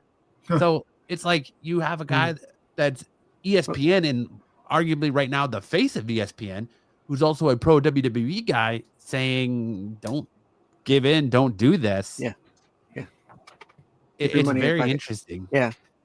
I just wonder if ESPN was, rushed, because I think, like you're saying about the app, I wonder if they thought they had time to push this app onto these carriers as a bundle. Like, hey, if you sign up for Yahoo TV, you're going to get this access to this Yahoo app, and it would have pushed the numbers up a little bit through them instead of pushing it to the consumer, which they had to. Turned around $3 billion in the hole when it came. They thought that they were going to get a shitload of money when it came to the ESPN deal, and because they wanted to pay that. That's why the ticket prices. And look, and then Tony Khan just came out and said about the ticket prices. It's the changing times. The tickets aren't going down. We have to go with the sign of times. So that means you bring back Vince McMahon, who made wrestling for the families, found ways of making wrestling for the families. TKA took over, wiped out the whole family situation, and only the elite people who have money. That's why Saudi Arabia has that money. And they're going to bow the knee and go to Saudi Arabia because of the money. Because they have... Get the cash. Exactly. Absolutely. So that's why they're getting it. And eventually, we've been talking about the fact that the sale of WWE might be going to the Saudis, in the next couple of years. So it's all inevitable to what happens, for a brand that had so much wrestling was at an all-time high going into January, going into 2025. The wrestling was at that peak where it was a hot thing. But I think at the same time, though, you have to kind of be happy that the TKO deal happened, because imagine what sort of shit show WWE would be right now if Vince McMahon was still in charge with this scandal going on. Yeah, I know. And who would have, if he was still the chairman and he had control, who's going to oust him? What are they going to? They're going to lose stock price. They're going to lose everything. Yep. So it's like the Disney. It's like the Lucas thing with Disney. Star Wars, Disney. That George Lucas didn't want to make any more movies after he did the thing, and we as fans wanted more movies, and Disney took over, wanted to make movies. Now we complain about everything they make. So it's kind of like there's no happy scenario. Yes, the TKO saved wrestling to push it out there, but doing all these PLEs every other week took away house shows. That actually was a big thing for families, house shows, and also helped wrestlers that needed to work to become better. Jade Cargill comes to mind. That she has the look, she has the charisma, her work ethic. She has to get better. She has to get better. All right, now she's champion. All right, fine, that's great. But the house shows helped a lot of wrestlers fix those little tweaks that they needed to become better. And they took away PLE. It's like we just got out of a PLE. All of a sudden, we got this one coming.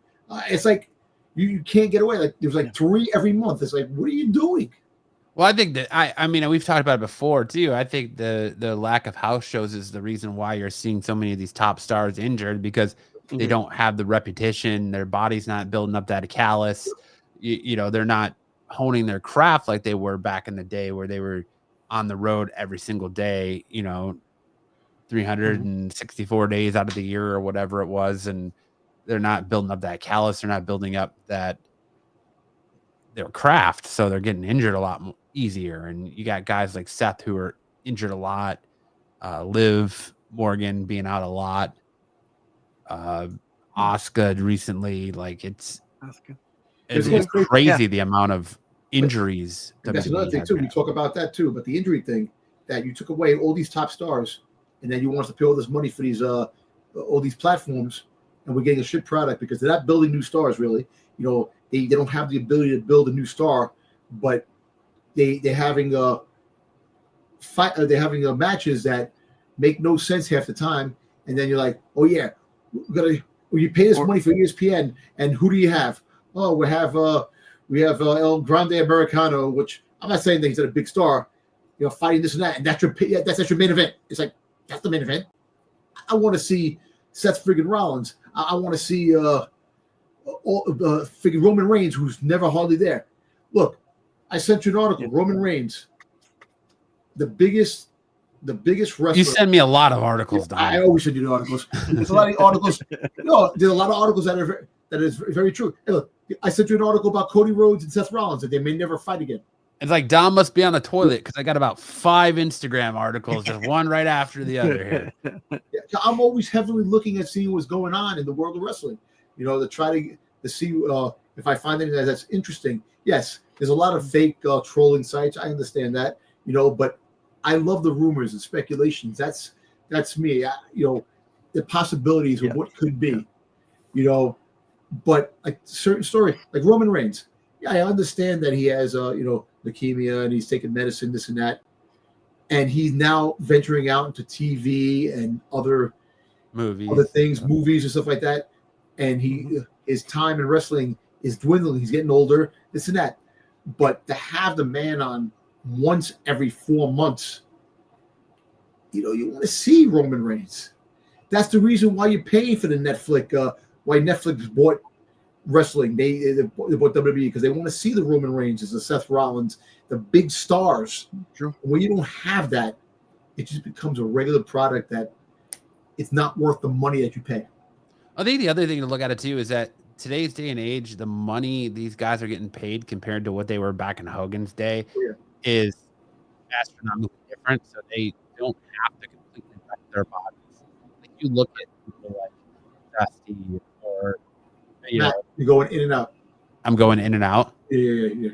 Oh, well, you look at some of the old wrestlers that are doing the con scene now and how broken down they are and all that. And guys nowadays, they don't have to. They can make their millions and leave at a relatively young age. Like AJ's looking to walk away at 50, and they don't have to. They can still have a good quality of life before everything starts breaking down. Cody just turned around and said that he's probably going to do one more contract and call it quits afterwards. They talked about that. Hey, look. It sucks that the transition of the wrestlers that we follow are on their way out. Like the Attitude Era, all the wrestlers we watch there, a lot of them are out. A lot of them in their 50s now. They're it's unstable, unconditional for these guys to wrestle in their 50s unless you stay in really peak shape. But all these guys are out, and you have these new stars. That's what I'm saying. New stars that you wanna root for a new star, but the way they're doing things, you can't. It's like, why do I want to invest in this guy if they're not pushing this guy the way it is? Because, like back in the Attitude Era, every person, like we kept talking about, that you have people in the back that don't do anything. And it's like, when they do get something, why do you want to root for that guy? Because they're on TV. They have more segments in the back than anything else. But the Attitude Era, everybody was utilized. The corporation, the Ministry of Darkness, they put the corporate ministry together. They had everybody together. They used everybody from the bench guy, the freaking bathroom guy, the janitor. They used everybody, and it worked. Why is it that they're not using certain wrestlers? Like we talk about it. Chad Gable got hurt. The Creed brothers have not even wrestled, but they have time to freaking do a dancing video on freaking WWE freaking YouTube stuff. Come on, man.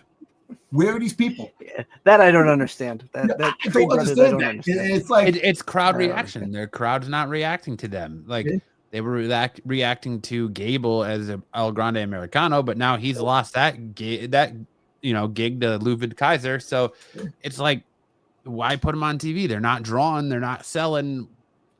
Well, how do you know it's Kaiser? I don't think it's Kaiser. I think it's somebody else, man. Yeah, okay. I think it was Kaiser in the beginning. I think it's someone else now. I think until they get the old heads out of creative, because let's be honest, Road Dogg should not be the head of creative on SmackDown. That SmackDown product is unwatchable, has been unwatchable for years. And until you get new, fresh idea people in the building, in the writer's room, like my man Jim over here, got to get him in the building in some of these writers' rooms and get that creative pumping again. With AI too. Keep getting the AI shit. Yeah, I don't know. I don't know about the AI stuff. And I tell you, I'll be honest with you. AI stuff, a lot of it is messed up, but dude, I'm seeing some stuff that's unbelievable. That they some videos on YouTube, man. AI shit. I'm like, wow, this is friggin' awesome. I'm like, oh yeah. Yeah, I saw it with like Mr. Rogers on Monday Night Raw, like fighting the painting guy. Bob Ross, Bob Ross, like in the ladder match and stuff. Yeah, it's you have pretty wild. Stephen Hawking going off the top rope in a wheelchair, and Mr. Rogers hanging out with Tupac. Tupac and freaking. That's awesome. I did see that one. Yeah, that company got in trouble though because they were using what's his name there?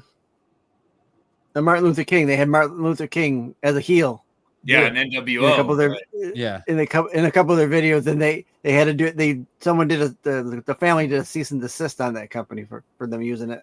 But it's just funny how I'm just saying. But it's kind of crazy what they can do. It's scary, and to generate because I thought once somebody was dead that you like it was like fair game. No, no, because the family has you have to have permission. Like, look, you see, like James Earl Jones actually gave permission for them to use his voice, and then some idiot used his voice on Vader in Fortnite cursing. You had Vader cursing, and the family came out and said, "What is this crap?" So it's basically if you get the okay from the individual and the next to kin and stuff like that, that you can use it. But it's just very scary that they could take your picture and make a story out of you, and you're not even there. It's like, hey Dom, I just saw you on YouTube. Doing what? You were running away from something. You're getting chased by the cops or something like that. Like, who did that? I have no idea. It's crazy. It's scary. Yeah.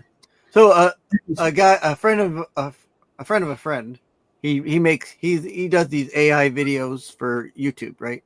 And he showed off one of his videos last night on his channel. That he had video of himself in there, right? But he goes, "That's not me. That was completely AI." And it looked just like him. I mean, if you put them together, it was you wouldn't have told them apart because the hair, the way everything was 100% legit. It looked. Why did these? You never would have known. They're putting their face on the girls. They're putting their faces on bodies and have like these nude pictures and freaking exclusive stuff, and they're like, "That's not me." And it's a scary world we live in. But that being said, a lot of the capability of writing in AI doesn't make sense. You can put a story, you put a synopsis of a story in AI.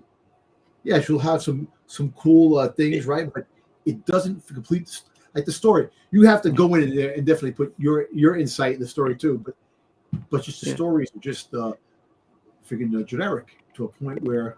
It has to be used as a tool, not as your complete work. Exactly. That's what I'll say. If you're using it as a tool, fine. If you're using it to do complete work and take the place of a writer, whatever, that's gone a little bit too far. That's scary too. Being a writer, being a writer and having AI at your hands to that people can take the story and make a story out of AI and just put some words in it. That's a scary thing too, because you don't know what the outcome. Creativity is. Yeah, I worry more about the AI and like whether or not they can put emotion, like a writer, like you, Jim. You can put emotion from the pen to the page. I don't know if AI and like a computer can do that. I'm sure it could try. But I don't know how much better it'll do than you or you'll do than it. Right. I don't to convey the emotion. Right. Yeah, I see what you mean. Yeah.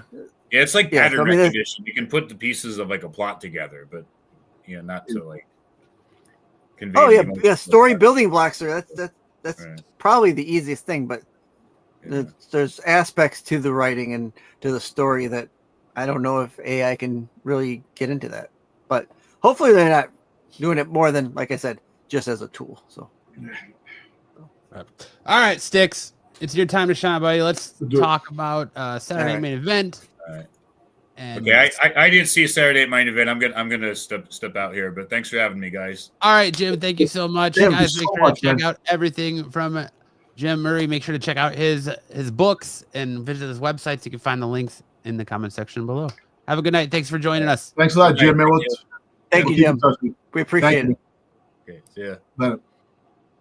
Goddamn, Sticks. Way to keep us on here all goddamn night. Sticks. I'm just kidding, Sticks. All right, let's talk Saturday main event. Listen, I'm going to preface this by saying I've retooled my slides a little bit. Let me know what you think. You AI'd it? I did not AI a damn. This is all 100% Sticks.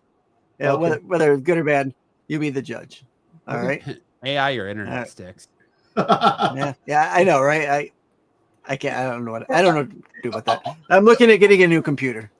Right. Hey, I like it. I like that we have the icon. Yes. Who picked who? There no more relying on stick actually, you know what? You should have. You know that's actually really good. I like the little thing there. That's good. That's good. There you go. All right, undisputed WWE Championship match. Cody Rhodes retained over Drew McIntyre. We all picked Cody Rhodes to win this, so not too much of a surprise there. But what do you think of the match? How'd it go? Or down? Whoever wants to go first. I actually think it sucked him hitting his head in the belt and fucking getting the clean 1, 2, 3. That was a horrible spot. It was a horrible spot. Yeah, I don't know because Peacock cut out and froze for me, so I got to see the middle of the match. It froze. It froze on my TV. It froze on my phone, and it came back with Cody Rhodes standing over Drew McIntyre holding the belt and his music playing. So I had to go back and watch later to watch the finish. But I agree with Dom that what are we doing with Cody? I don't get these flashes of heelness. Why are you seeking? I mean, freaking goddamn sinking McIntyre even more. Come on, man. Give him a freaking goddamn opportunity to win the damn belt. That lame ass freaking hitting your head at the freaking goddamn championship belt and knocking him out. Come on. No. First of all, the belt was on it, not even flat. It was on its side. Yep. So that was a horrible spot. Yep. I do agree. Drew McIntyre, for lack of a better phrase, the shit end of the stick lately. So it does. Hopefully something comes up for Drew. There's been talk that Drew contract is coming up, I think. He's still got 3 years on his deal. No, still got 3 years. He's going to be part of the division. Part of the division. He's going to wind up teaming up the division for Survivor Series. That's his next. No, I don't think so. I think it is a youth group. The Vision is a youth group, Dom. He's not youth. Yeah, exactly. Drew McIntyre is not youth. I think that was pretty much displayed on Monday night. Brock Lesnar's coming. Although, I think that Brock Lesnar is going to be that insurance policy. He's the insurance policy. Right. So, I don't know. I still very much expect to be the Vision Survivor Series team to be Braun Breaker, Bronson Reed, Logan Paul, Brock Lesnar, Austin Theory. That's who I think. Because you know what's funny? Actually, bring up the Austin Theory thing again. Austin Theory. Freaking what's his face? What's his name? Grayson Waller. Grayson Waller mentioned that Austin Theory is getting jacked. Yep. So Grayson Waller was saying. So he mentioned it. So the fact is that he's coming back. He's coming back. We'll probably get him. I mean, depending. You think depending on which way he's getting jacked, depending on which way he comes back. Before Survivor Series. What? You think Austin Theory comes back to Monday Night Raw? Yeah, I think he's going to come back to Raw for sure before Survivor Series because they've got to implement him in the storyline. He might be one of these 16 people in that tournament, right? Even though he's already faced them, he could be one of these people in that tournament. I know Cena's faced Sheamus before. Yes, many times. Many times. Yeah. So that theory's out the window that these are all going to be people that he hasn't faced. And I know he's probably faced Rusev. So many times. Many times. Yeah. So that I think they've fought he could show up during this. Yep. I think they had a WrestleMania match during this for the United States Championship. Yep. So there you go. So all right. I thought it was a decent match. There was a lot of flaws in it. One, get the dialectic out of your mouth. Yeah. Sorry. Listen, really quick. I'm sorry, Sticks, to interrupt. I got some breaking news. So former WWE champion Jinder Mahal and AEW star Kyle Fletcher have both donated $1,000 to support Ridge Holland and his family following WWE's departure. Nice. Good Yeah, on that. that's nice. There's some good vibes Good going on on. Yeah. Yeah. All right. Let's get to the next match. Intercontinental Championship match. Dominic Mysterio retained over Penta and Rusev in that triple threat match. Again, we all Dominic to win. What say you, Dom? Hey, what happened? He's not listening. He's looking at his phone. He's I'm gonna watching say his something. internet girls. I'm He's sorry, liking his big-breasted girls. He's No, I don't. watching his. Nah, it's not true. It's not true. Now you're saying actually I thought this match was pretty good, but I knew for the fact that Dom was going to win because I think they're definitely going to go their way. John Cena winning the belt, because it was talked about, and now that Rey Mysterio came back, but Rey Mysterio is going to go for the other championship, the AAA championship. That's what who called that last week? Who said they're going to that. have Rey exactly. Mysterio versus Dom for the AAA championship? Listen, Matt, I admit you have a lot of good insight. You say things, and that was definitely one point you hit, which makes a lot of sense. Not only he loses the belt to his dad, he also loses the Intercontinental Championship because he's going to be a man with no belt. But see, the thing is, apparently they're waiting to break up the Judgment Day. They're waiting for Liv to come back. That's one of the things. So that's the only thing that they Liv might come back. They're waiting for him. Liv might come back for the Intercontinental Championship and screw freaking Dominic and make him lose. That's one of the things. I think that's how they're going to do his babyface turn. He's going to be he's going to be a man with no clan, and because he's going to lose Judgment Day. He's going to lose his gold. He's going to lose Liv. He's going to lose everything. And you know what the funny thing is? You see how much they're having Roxanne Perez talk to him more now, like taking him aside and all these things and giving him ideas. So I think he's going to start to friggin' have some feelings for Roxanne Perez. This was an okay, like I said, okay match. Friggin' Rusev was friggin' Rusev was great. And Rusev is great. But they're doing him dirty too. No pun intended, because the fact is that he started off strong and now he's getting defeated every week. Just about. Well, that great match with listen, he started off strong, but it took 3 matches with Sheamus to get him. Yeah, to lose everything else. He actually beat. He beat Sheamus, so that's the whole thing that makes the. So. I liked it. I thought that Dom ringing the bell was genius. It's great. That was great. I love how Dom keeps winning these matches in very heelish fashion, very clever ways. I think it was predictable. I think we all knew Dom was going to win this match. Yeah.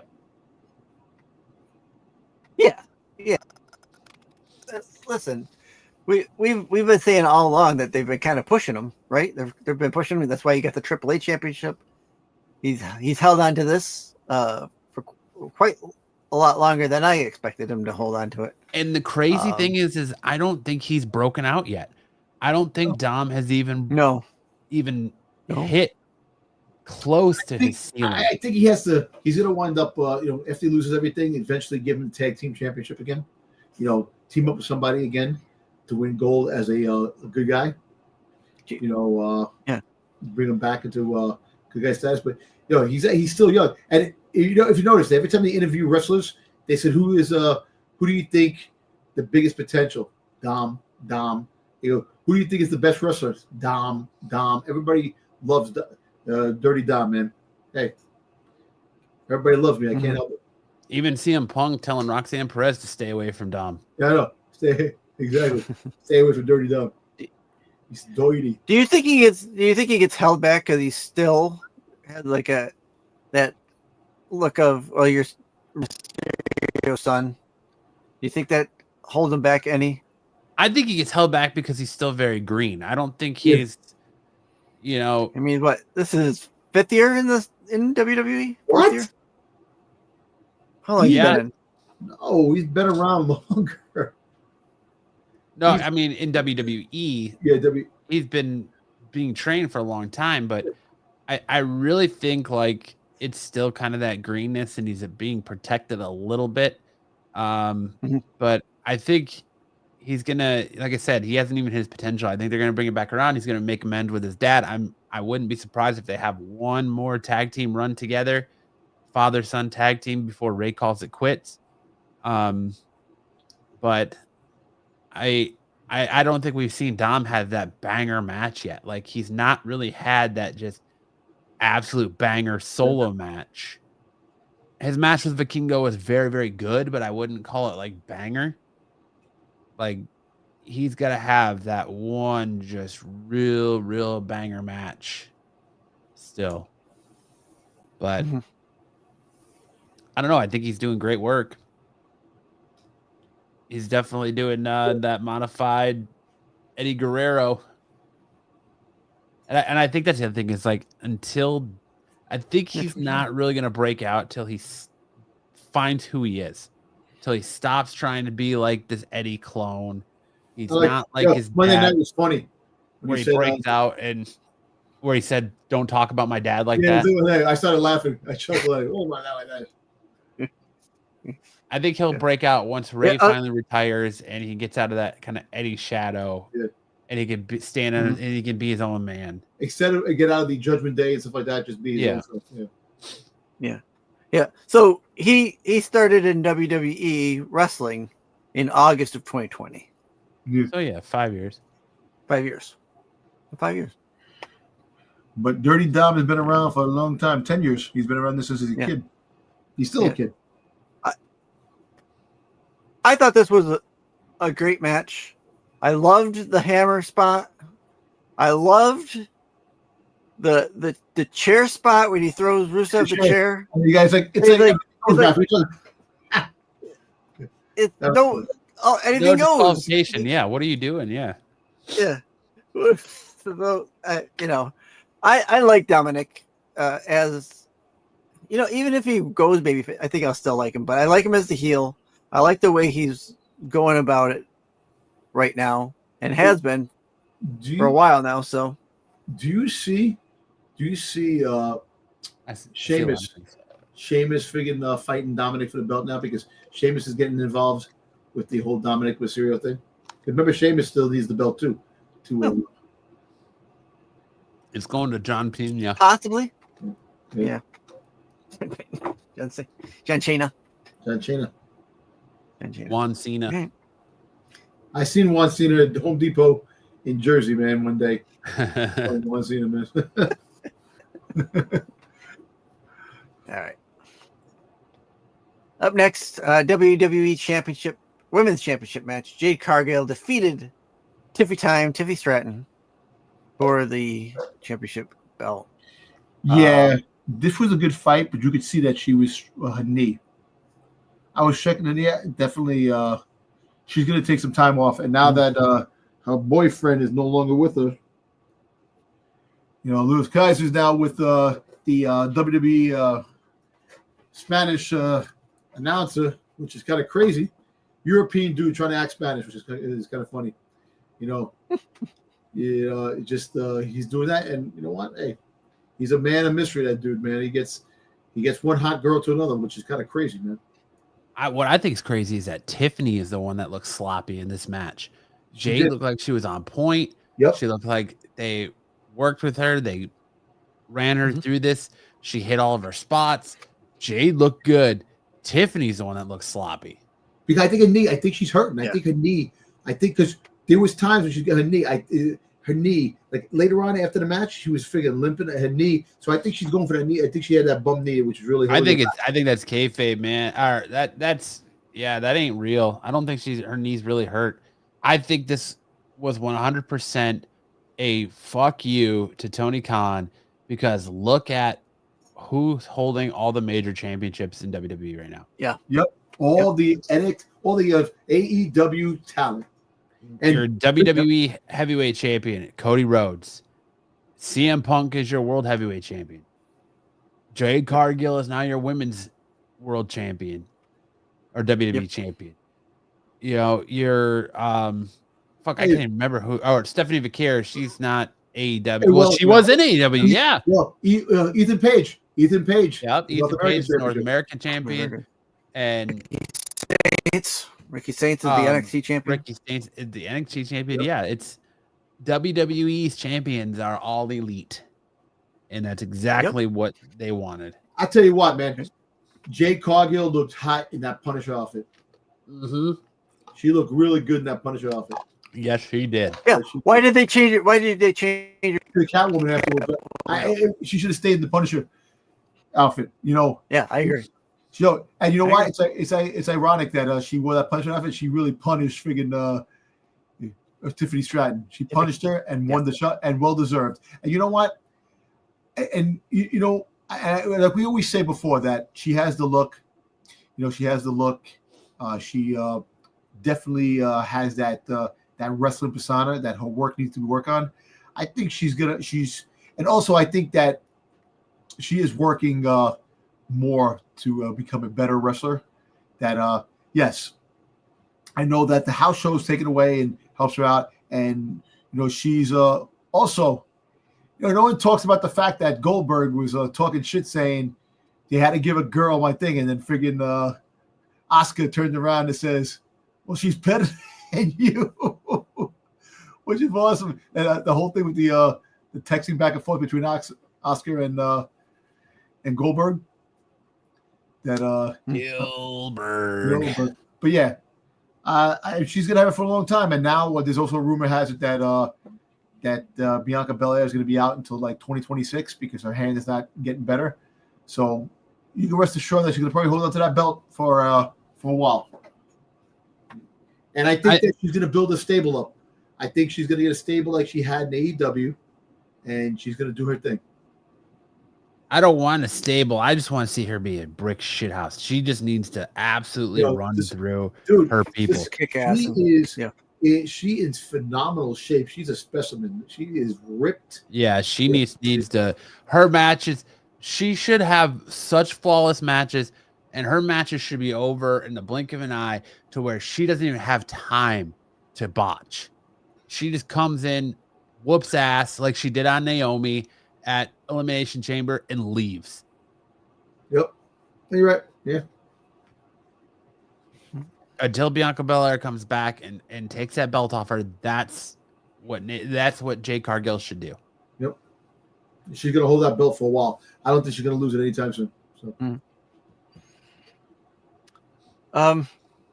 My only negative on this match that you lost. Well, Tiffany lost, sure, but the match was only 10 to 15 minutes long. I'm telling you, you know, any longer than that, you risk Jade botching. You, maybe. I mean, I think they found the stride. At quarter of the hour, and it was done. Yeah, I think they found the stride. The less minutes fighting, the better she is as a wrestler. Yeah. Yeah, you're right. Yeah. There you have it. All right. Heavyweight championship vacated title match. CM Punk defeated Jey Uso. Whoa. You got this messed up. Where did I do? No, Dom said no outcome. I said CM Punk. No, you said no outcome, and I said no outcome. Go back and watch it again. Dom said no outcome. I said CM Punk. I said it. Because Dom says, yo, Matt, I know you already said before that there's not going to be any outcome in this match, so I'm going to agree with you. No outcome. And I said... I think it's perfect. No, I said, I was leaning that way, but I think... I don't remember you changing your mind, but I'll watch it again. Go back and watch it. I said, I think... Because we even talked about it on Saturday. I said... Because I said... I think Punk wins this. They're gonna crown a champion now. Listen, and I said, just leave it the way it is. I said Saturday in the chat before this match even started, I said Punk's gonna win this match. Actually, watch 6. All kidding aside, I think he did say it, and I actually did say it. So I'll watch it again. When I watched it, you can leave it like this for now. Yes, even with the graphics, stick math still tries to fuck you. Hey, but he did the right thing. He did the right thing. Keeping it honest. That's exactly. I even said before the match in the chat Saturday, I said, since they put the belt and they had the belt change hands when Tiffany lost to Jade, they were putting that belt on Punk. Mm-hmm. Yeah. I said last Thursday. All right, don't worry. Leave it the way it is now. Let's see what the outcome is. Don't worry. Oh, I know what the outcome's gonna be now. It's gonna screw me, or we're gonna end up tied. I know. Yeah. So here's my question. Here's my question on this match. The match I thought was sloppy. It was very sloppy. I thought it was sloppy. Now there's the neck breaker. It was a finisher fest. It was nothing more than a finisher fest. But here's what I'm going to ask, because there's a rumor going around that Jey Uso was drunk. Oh, I haven't heard that rumor. Or under the influence of something. Really? You haven't heard that rumor? I've heard that rumor. Yeah. And that's why, and CM Punk was getting pissed at him, which is why you get CM Punk throwing the bottle of water on him. Throwing him, kind of, he did one finisher twice in a row. The neck breaker, he did twice in a row. Yo, the net breaker. Yo, you see how he fell after the net breaker? You felt like it was a sloppy match. It was. I mean, it's interesting if he was drunk. I have not heard anybody talk about that. I have not heard any other talking heads bring that up. Not yet. But now, of course, now that you say that, I open something up to go to the replay to show you that I said Punk was going to win. And first thing that pops up on my screen from WrestleMania 5 hours ago, Jey Uso's problem in WWE. Jey Uso, a problem in WWE. So maybe they're onto something, Sticks. I don't know. I mean, I might not have Sticks dirt sheets, but I've heard a couple. Hey, rumbling. Did Sticks just beat Dom to a dirt sheet? You're taking the dirty Dom sheet away from me. Come on, man. Come on. Listen, this happened to be something I stumbled upon. I've had a couple people say that I watched. You know what's funny? I actually didn't look at that rumor. I heard the problem with Jey Uso, and I just assumed there was just a problem to the fact that he couldn't. He's not a good speaker on figuring the mic when he talks, and he has no charisma. He just got the. No, but you know what? This was a sloppy match, but you know what? It all give and take. It took an injury to Seth Rollins for freaking CM Punk to finally win a damn championship in WWE. Which, and this is why I agreed with the no contest. I firmly thought that the Browns were going to come out, and whether they're with Rollins or not, we all thought still that. going to F him over. We all thought that at the time that they were going to come out. That's why there was rumors of Roman Reigns coming out. All these things, but it never happened. So it is what it is. Look, you know what? I'm very surprised with Saturday Night Main Event. We had the championship crowned, and then we had we had 2 championships crowned because it was that the CM Punk defeat Jey Uso was inevitable. They weren't getting the championship back to freaking CM to Jey Uso. Not at all. He had it. No. It was so. Hey, I'll even say having him in the match was the wrong call. Dude, they could have had Finn Balor. They could have had freaking Dirty Dom. They could have had so many other people fight. And Gunther, I think Gunther's coming out soon. I think Gunther's going to be coming soon. Well, and I think one of the reasons why they didn't have Dom win because he was winning, or had he already won the AAA championship? I don't think he had won the AAA championship at that point. Maybe he did. I don't know. I think he's not ready. And I don't remember. He's got 2 championship belts already. He don't need anything else right now. But what are you going to make him the Sasha Banks of WWE? Yeah, Sasha Banks. She's have all the belts. No, she's pissed. She goes AEW everywhere. Anyway, going to win the women's championship too. So it was only 4 matches. This was deep match. Yeah, kind of on the slop side, but the outcome was probably the right way to go. Definitely the right way to go, really. Because I definitely did the same again. We're gonna go to the instant replay here. Oh, here we go. Okay, I'm go gonna ahead. remove Sticks. We're going to the instant replay, audio and everything. Ready? Wants to say, I still think that's out the window too. I don't think they're gonna have CM Punk versus Roman Reigns. my gut wants to say there's no winner, disqualification. We get nobody crowned, but my head wants to say, as of recent weeks, WWE likes to play it safe, so I think they put this belt on CM Punk. Creative. There you go. They put the belt on He goes, CM Punk. Wait, go back again. It says, you know what? Changes. Remember, creative changes. They're going to surprise everybody. Yeah. You go. I think. I still think. I think. Like I said, I want to go with my original that there's no winner. But if that's the case, I think they put it on Punk. I think they put it on Punk. You said I think. What do you mean? It's speculation. What do you mean? I think they put it on Punk. You said I think. You're arguing semantics now, Dom. You're arguing semantics, my friend. Give it him. He's a freaking champion today. Go. Arguing semantics. Yeah, Don't do this to me, Dom. This isn't the Qualified. This isn't the Star Wars show. Don't do this to me. This is not SNS either, man. What are you talking about? It's not. Don't do this to me. Oh shit! I gotta let you add it back to the stage, don't I? Sorry, Sticks. Oh, it doesn't matter. I didn't know you did it. All right. There we go. All right, the winner. Give the winner the results. Don't do this to me. Damn it. All right. So should I put when I put the 40 back in, I'll put the 10 points back in for Matt, because I will condone that I was probably wrong.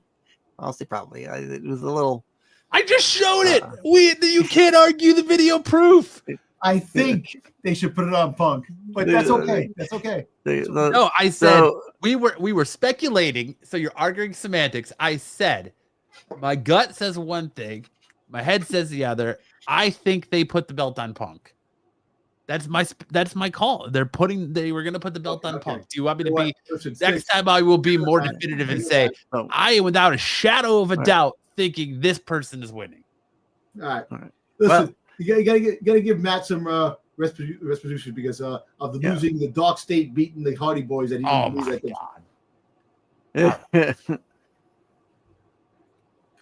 So as it stood, down one again.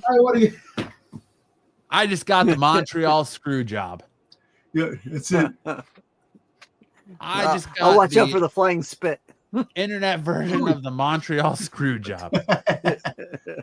But I do like this belt. This belt looks nice. There you go. Yeah. Okay. Boo you, sir. All right. Do you want to talk about the tournament now, or do you want to talk about anything else? Let's talk about who we think is going to be in this tournament. All right. So the John Cena winner of the last time is now tournament. First Saturday night's main event in Washington, come December. What's that? 13th? I'll be right back. All right.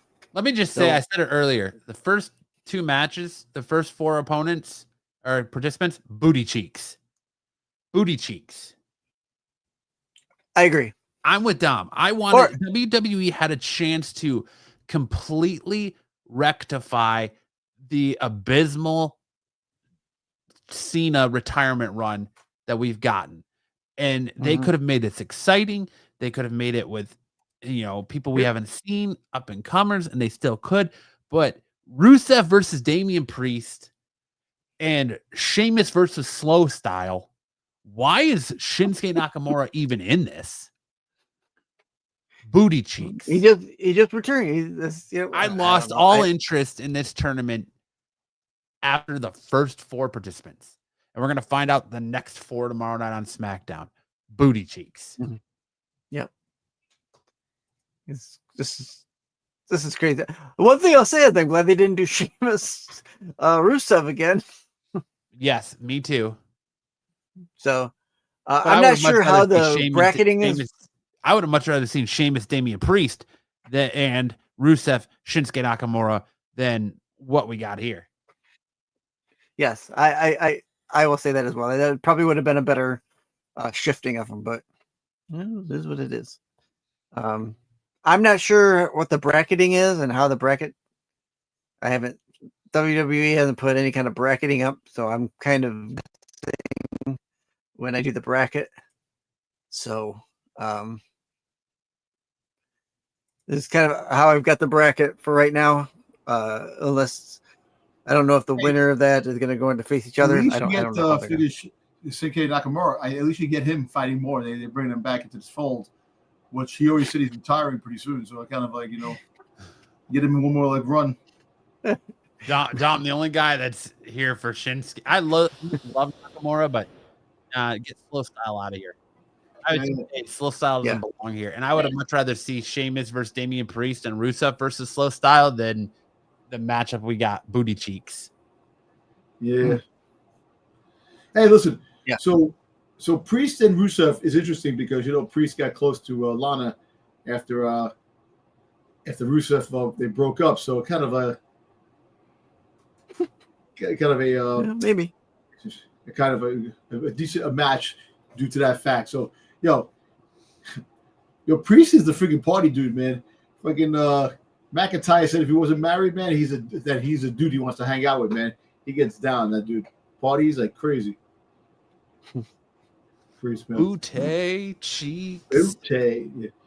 So I guess we'll take these couple matches. We'll say who this, and then we'll kind of go into who we think might be revealed on Friday. Who do you think's going to be this week?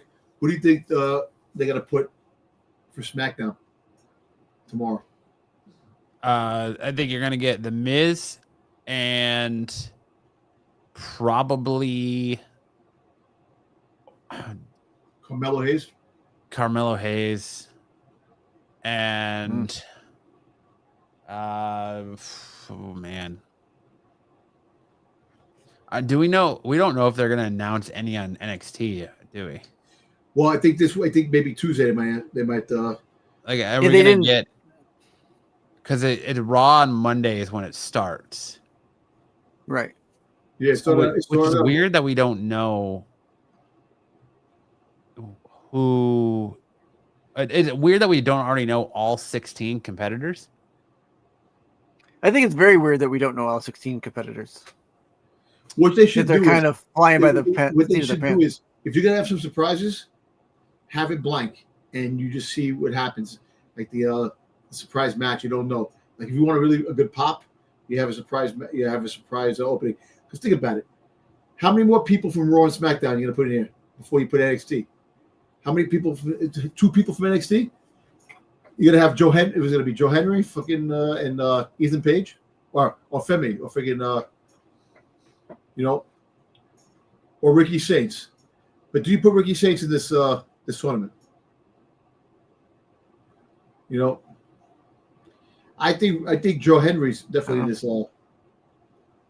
in this tournament from NXT. God, I hope not.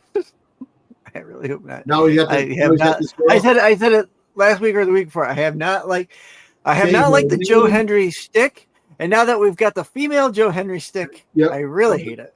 There's dude. I don't want to burst your bubble sticks, but there's absolutely no way Joe Henry's not in this. If Joe Henry's in it. Oh, I know. I don't think Dom's going to be in it. I think Monday night they're in Boston, right? They're in Boston this Monday because this is when this tournament kicks off. Cena has 2 Monday appearances, Survivor Series, and then his final match. Do you think he handpicks that John Cena comes out on Monday night, handpicks 2 performers that he would love to fight, and they have to fight each other? That he names the 2 people, that there's no taking out of the thing. It's just that he names the 2 people that are the ones that are on the roster. Well, I was gonna say I think Dom's gonna come out talking shit, and that's how we're gonna get. And Cena's gonna say, you know what?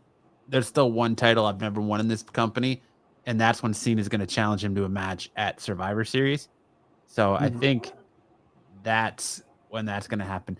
I'll say SmackDown. I'll say Drew McIntyre gets announced because he said he's wanted to have a match against Cena.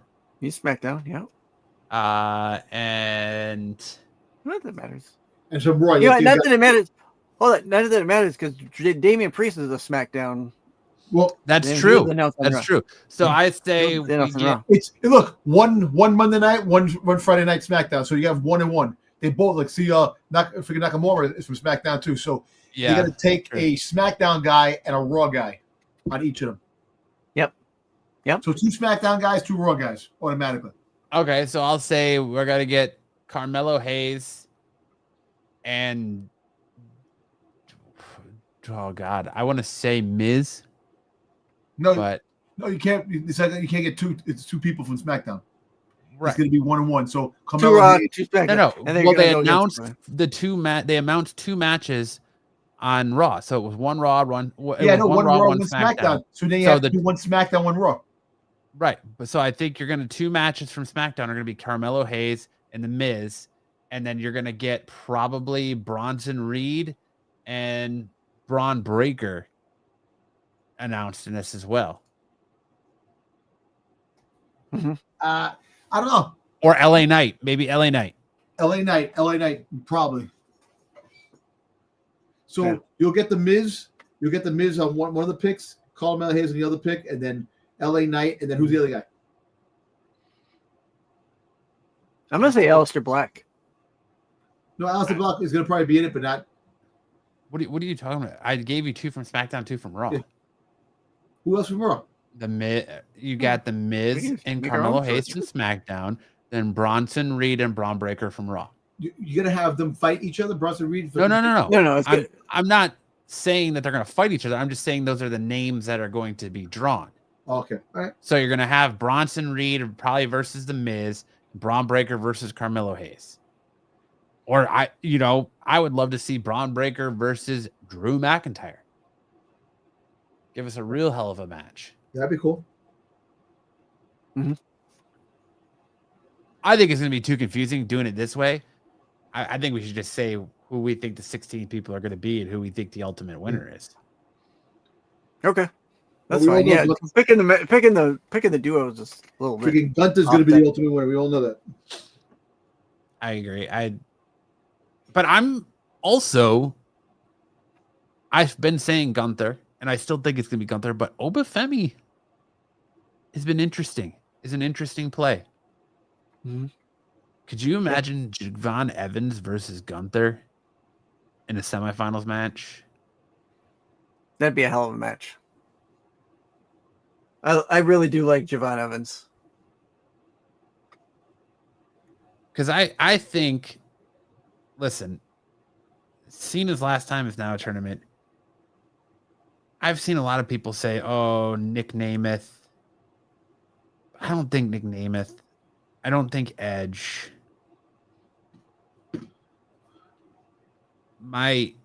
Logan Paul won't be in it because Logan Paul already was part of it. He already fought Cena. Right. I think it's going to be Joe Hendry, Matt Cardona, Braun Breaker, Bronson Reed, Obafemi. You don't carry Cross? Gunther. No, I don't think carrying Cross. That'd be interesting though. I'd be here for it. Yep. Carmelo Hayes, Penta, Drew McIntyre, LA Knight. We already know Sheamus, Rusev, Miz, Javon Evans, and I want to say Jeff Hardy. Ooh. You got some up and comings in NXT. Give Obafemi that rub. Javon Evans. But I want to say that's who I'm gonna go with. Matt Hardy, Jeff Hardy. Jeff Hardy. Oh, Jeff Hardy. That's kind of that'd be interesting. because I don't think you're He's going not, to get any. he's not going all the way, but that'd be a great match. No. Yeah, no. I think he'll put on a great match. Yeah. Well, if not Gunther, my pick, if not Gunther, would be Matt Cardona. That would be cool too. But like I said, it's about building new stars, new up and comers. So yeah, I think. Okay.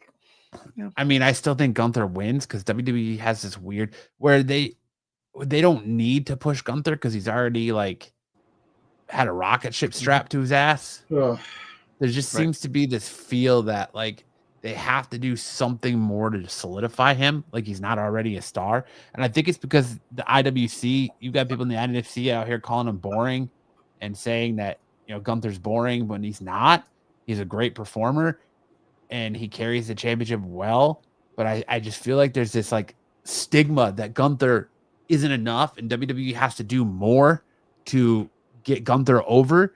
And I think that's retiring Goldberg didn't do it. And so Cena is, saying he retired Cena and Goldberg in the same year is what they think is going to get done. So that's why I think Gunther does it. But don't get me wrong. I would love to see Obafemi.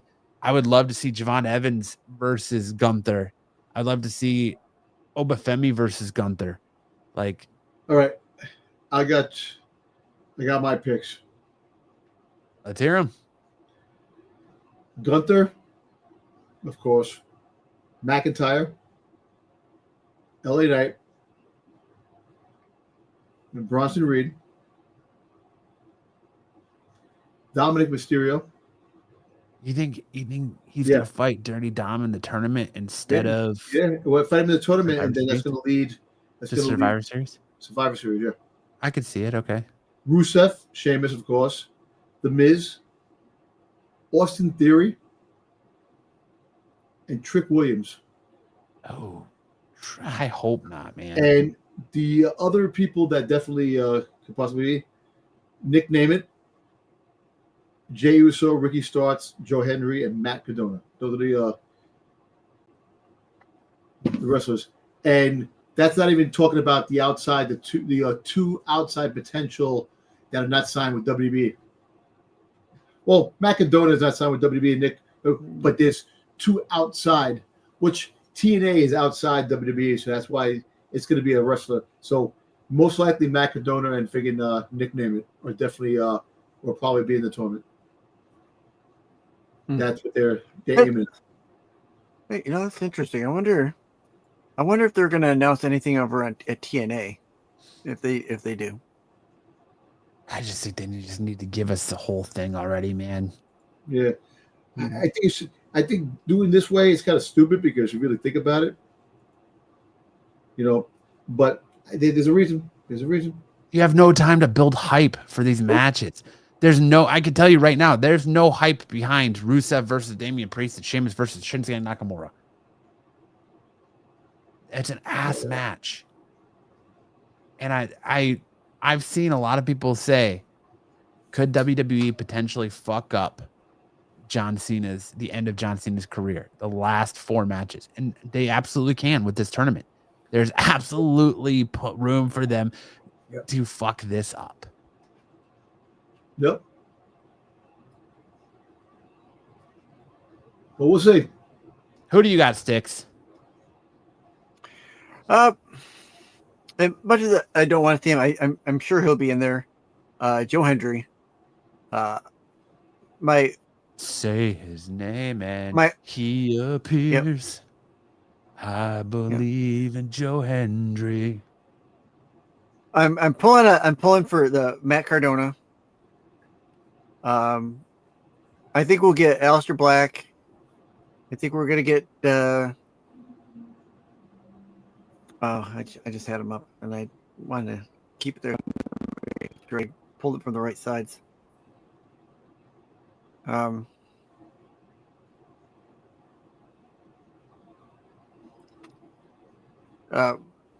Carmelo Hayes. Who else we got? What else did we say? The Miz. And a couple other Obafemi. Obafemi will get Trick Williams. from TNA. I think there's gonna be what's the one other? Oh, and then Javon Evans from TNA. Might get four on each side, right? So 4 Raw, 4 SmackDown, 4 TNA, 4 NXT, and maybe 4 off-brand. Not in the company. Right? So it's 4, 8,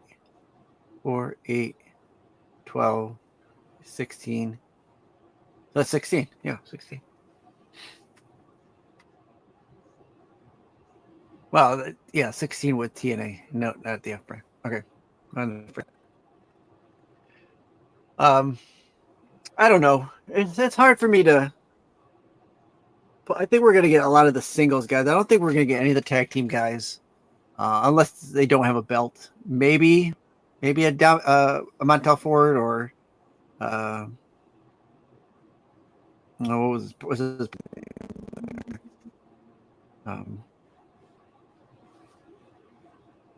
can't think of his partner's name.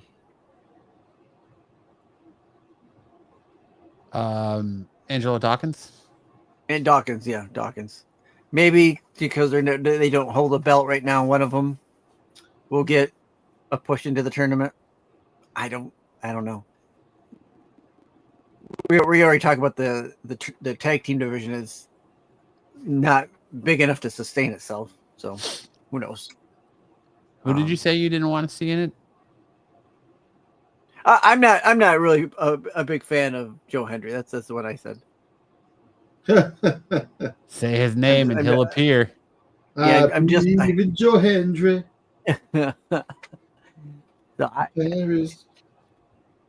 I like him. I liked him in TNA before his WWE push, and it's all WWE is pop. Like I said this last week or the week before, popping out of trash cans, jumping out of doors, coming out of wardrobes. Say his name. Listen, he's like Mean Joe Oakland in the freaking goddamn This week they're like, oh, he's inside the cake. Nope, wasn't him. It was female Joe Hendry, Maya there. We didn't even ask any females to be in this match. There'd be some females. I don't think we're gonna get females because they're intergender matches. Yeah, there's never going to be any females in this time. I know that like Bailey and you get freaking goddamn Rhea Ripley as John Cena's final opponent. That'd be actually awesome. Hold on. Now, as great of a match that would probably make, they're not going to do it. They're not going to do it. Not going to do it. Not going to do it. Yeah, definitely not at this juncture. So, there we go. London and Paris. Joe Hendry. That's your boy, Sticks. Every time Sticks says his name, he's gonna come up clapping. Say his name. Yeah, I'm gonna stop saying his name now. He's like Beetlejuice. He fucking pop up and you say it 3 times. He pops up out of it. I'm telling you, he pops out of it. No, he did. Oh well. I just hope for some good matches out of this. Should the final one be Gunther? I totally understand. What they should have did was instead of having a tournament like this, have a battle royal. Too many battle royals. I know. Have a battle royal. Yeah. You know, listen. I like the idea of the tournament. I liked it. Like when Sticks was talking about it, it's a good idea. The problem is just the execution, man. It's not. Well, this is another example of them not knowing what they're going to be doing week to week, right? Right, exactly. So without a shadow of a doubt. We're doing a tournament. Who's going to be the tournament? I don't know. But we're doing it. We're doing a tournament. We're totally doing it. Put all the names in a big barrel and spin it, and Gene Okerlund will pull them out and make Goo Eyes the Lana Vachon. Doesn't matter. We're doing a tournament. Doesn't matter. Keep pulling names out of a barrel. Listen. Let me give you all the Joe Hendry you can handle. Sticks. Yeah. I believe in Maya more than I believe in Joe Hendry. Whoa. You gotta quit saying his name, Sticks, so he quits appearing. All right. No more of that guy. So, but we're all in agreement that we think Gunther is the ultimate winner. I have a feeling, yes, I think he'll be the ultimate winner. But now that we're saying it, WWE is gonna go, well, that's what they think. We're gonna flip flop it up on him. Don't say I have a feeling, because that means if it comes true, you ain't right. That means you wrong.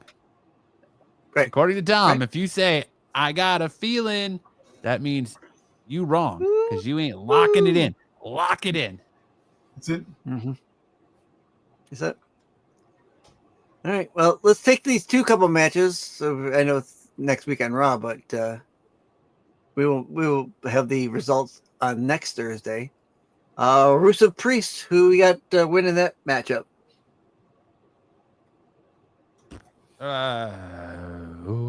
Rusev. Damian Priest is gonna. This guy freaking. What's his face? With Selena. Anderson Black is gonna freaking interfere because they're still gonna fight in the SummerSlam. That's SummerSlam until freaking Survivor Series. SummerSlam. Yeah. Playing the long con. Jeez. All right. Yeah. Survivor Series. Yeah. I would think Rusev as well. I don't think. Not that I don't think, but I think Rusev will ride right through Priest. And then Sheamus versus Slow Style Nakamura. Sheamus. The king of slow style. Yeah, Sheamus. Yeah, I agree. I do agree. Here's a better question. Where do you think the finals of this takes place? Does it take place before? Does it take place like the Raw before Saturday Night Main Event, or does it take place at Survivor Series? Do you have the finals of this tournament take place at Survivor Series, so that way you can build up storyline heading into it? Yeah, I think I would. I think that'd be a good idea. But it'd be interesting. It'd be interesting because when Survivor Series? Because John Cena 29th, right? Yeah. 27th. Yeah, 29th. Yeah. So the 27th Thanksgiving. 1, 2, 3, 4. That's only 3 weeks. That's only 3 weeks. Isn't Saturday Night Main Event the 13th? No. Oh, December? The 13th of December. Yeah, so it would give you literally 1 week. No, but you're talking Survivor Series to have the final at Survivor Series. Yeah, when's Survivor Series? The 29th. Okay. We're on this is the 7th.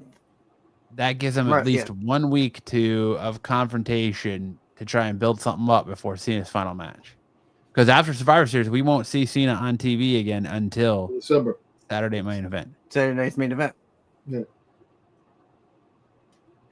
Unless he adds a day, but then Saturday Night's Main Event is 2 weeks after Survivor Series.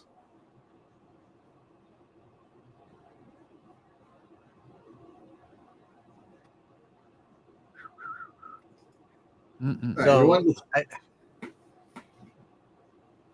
unless they start doing the next 2 weeks, the 18th and the 25th, anyways, are that Gold Rush tournament for NXT. Those 2 weeks are for NXT to be on have any matches on NXT for this tournament. We have some breaking news. What?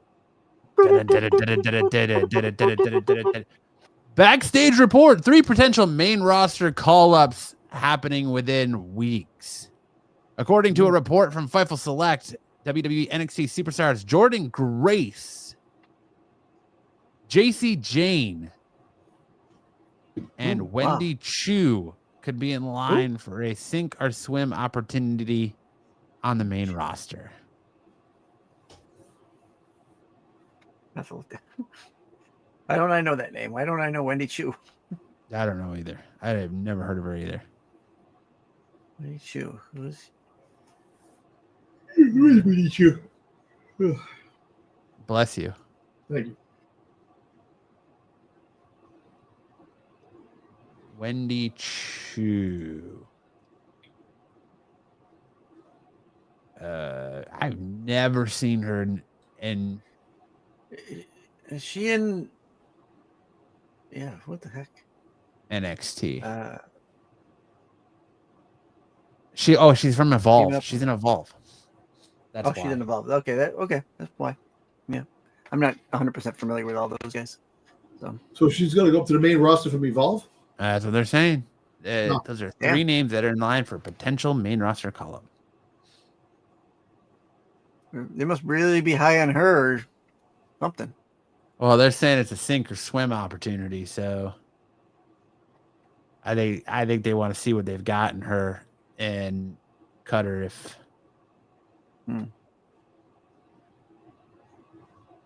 Yeah. Well, she can't be any worse than the one girl that fought BFAB the other night for the Evolve Championship. Or the BFAB? Yeah, BFAB.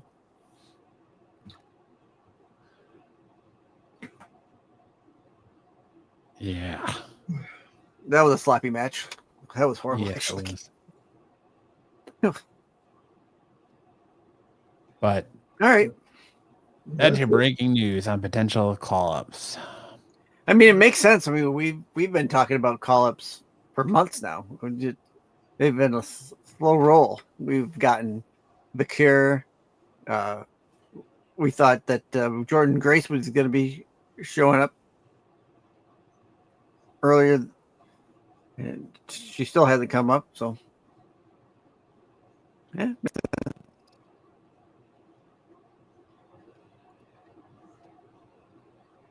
All right. But I think that's all we got for the tournament, right? So yeah, I think so. That's it. Yeah, that's it. I think that's a good spot to end it. What a show, boys! What a good interview tonight. I think. Yes. Yeah. Yeah. Good interview. I love that interview. I think I liked a lot of I liked his real world talk about you working overseas, doing wrestling and stuff like that. I think that's interesting. I thought that was interesting.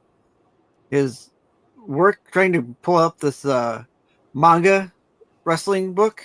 Yeah. He's got a lot of ambition and a lot of fires to stoke, man. He's got a lot of ideas, a lot of pretty good ideas, that of what he's got. And you know what? It's cool that he's doing more than just one thing. Yeah. We'll see. Like, it's crazy that he like the different genres, wrestling, and then he has the westerns and the monsters. Why is Joe Hendry on my screen again? I don't know, man. I didn't say nothing. I don't know why StreamYard just felt like it needed to play the Joe Hendry video, but all right. I believe there it is. But yeah, thanks again to Jim Murray for stopping by and letting us in on all of his stuff. Make sure to check out all the projects and fires he's got going and irons he's got burning down below in the description. But yeah, any final things you guys want to talk about? Cover? No, I'm looking forward to what's coming up this week with SmackDown, and then of course Raw, the beginning of this tournament. See how we're going. Yeah, see who they get from there. We could totally be wrong. They could have some interesting people. Anybody returning from injury? Maybe, we don't know yet. Dragunov is not part of the tournament. We don't know yet. I don't know. Could be. I would suspect that he's going to be. But who knows? Yeah. We'll find out on SmackDown tomorrow night, right? Yep. SmackDown. Yes, we will. All right. Well, that'll do it for us for this week's episode of Off the Mat. Again, thank you so much for checking us out. If you're new here, make sure to hit that like and subscribe button. Turn that notification bell on so you know whenever we go live with beautiful, glorious wrestling content. If you want more from Dom, make sure to check out Dom tomorrow night and Sticks tomorrow night over on Renovision. You can find them down below in our suggested channels for the qualified. You can check out more from Sticks on his channel every Tuesday night for his Doctor Who Rewind. You can check out more from Dom Sundays on Renovision over on the Star Wars channels. You can check out me and Sticks doing our thing on Saturday Night Special. You can check that out here, Sticks' channel, or on Renovision.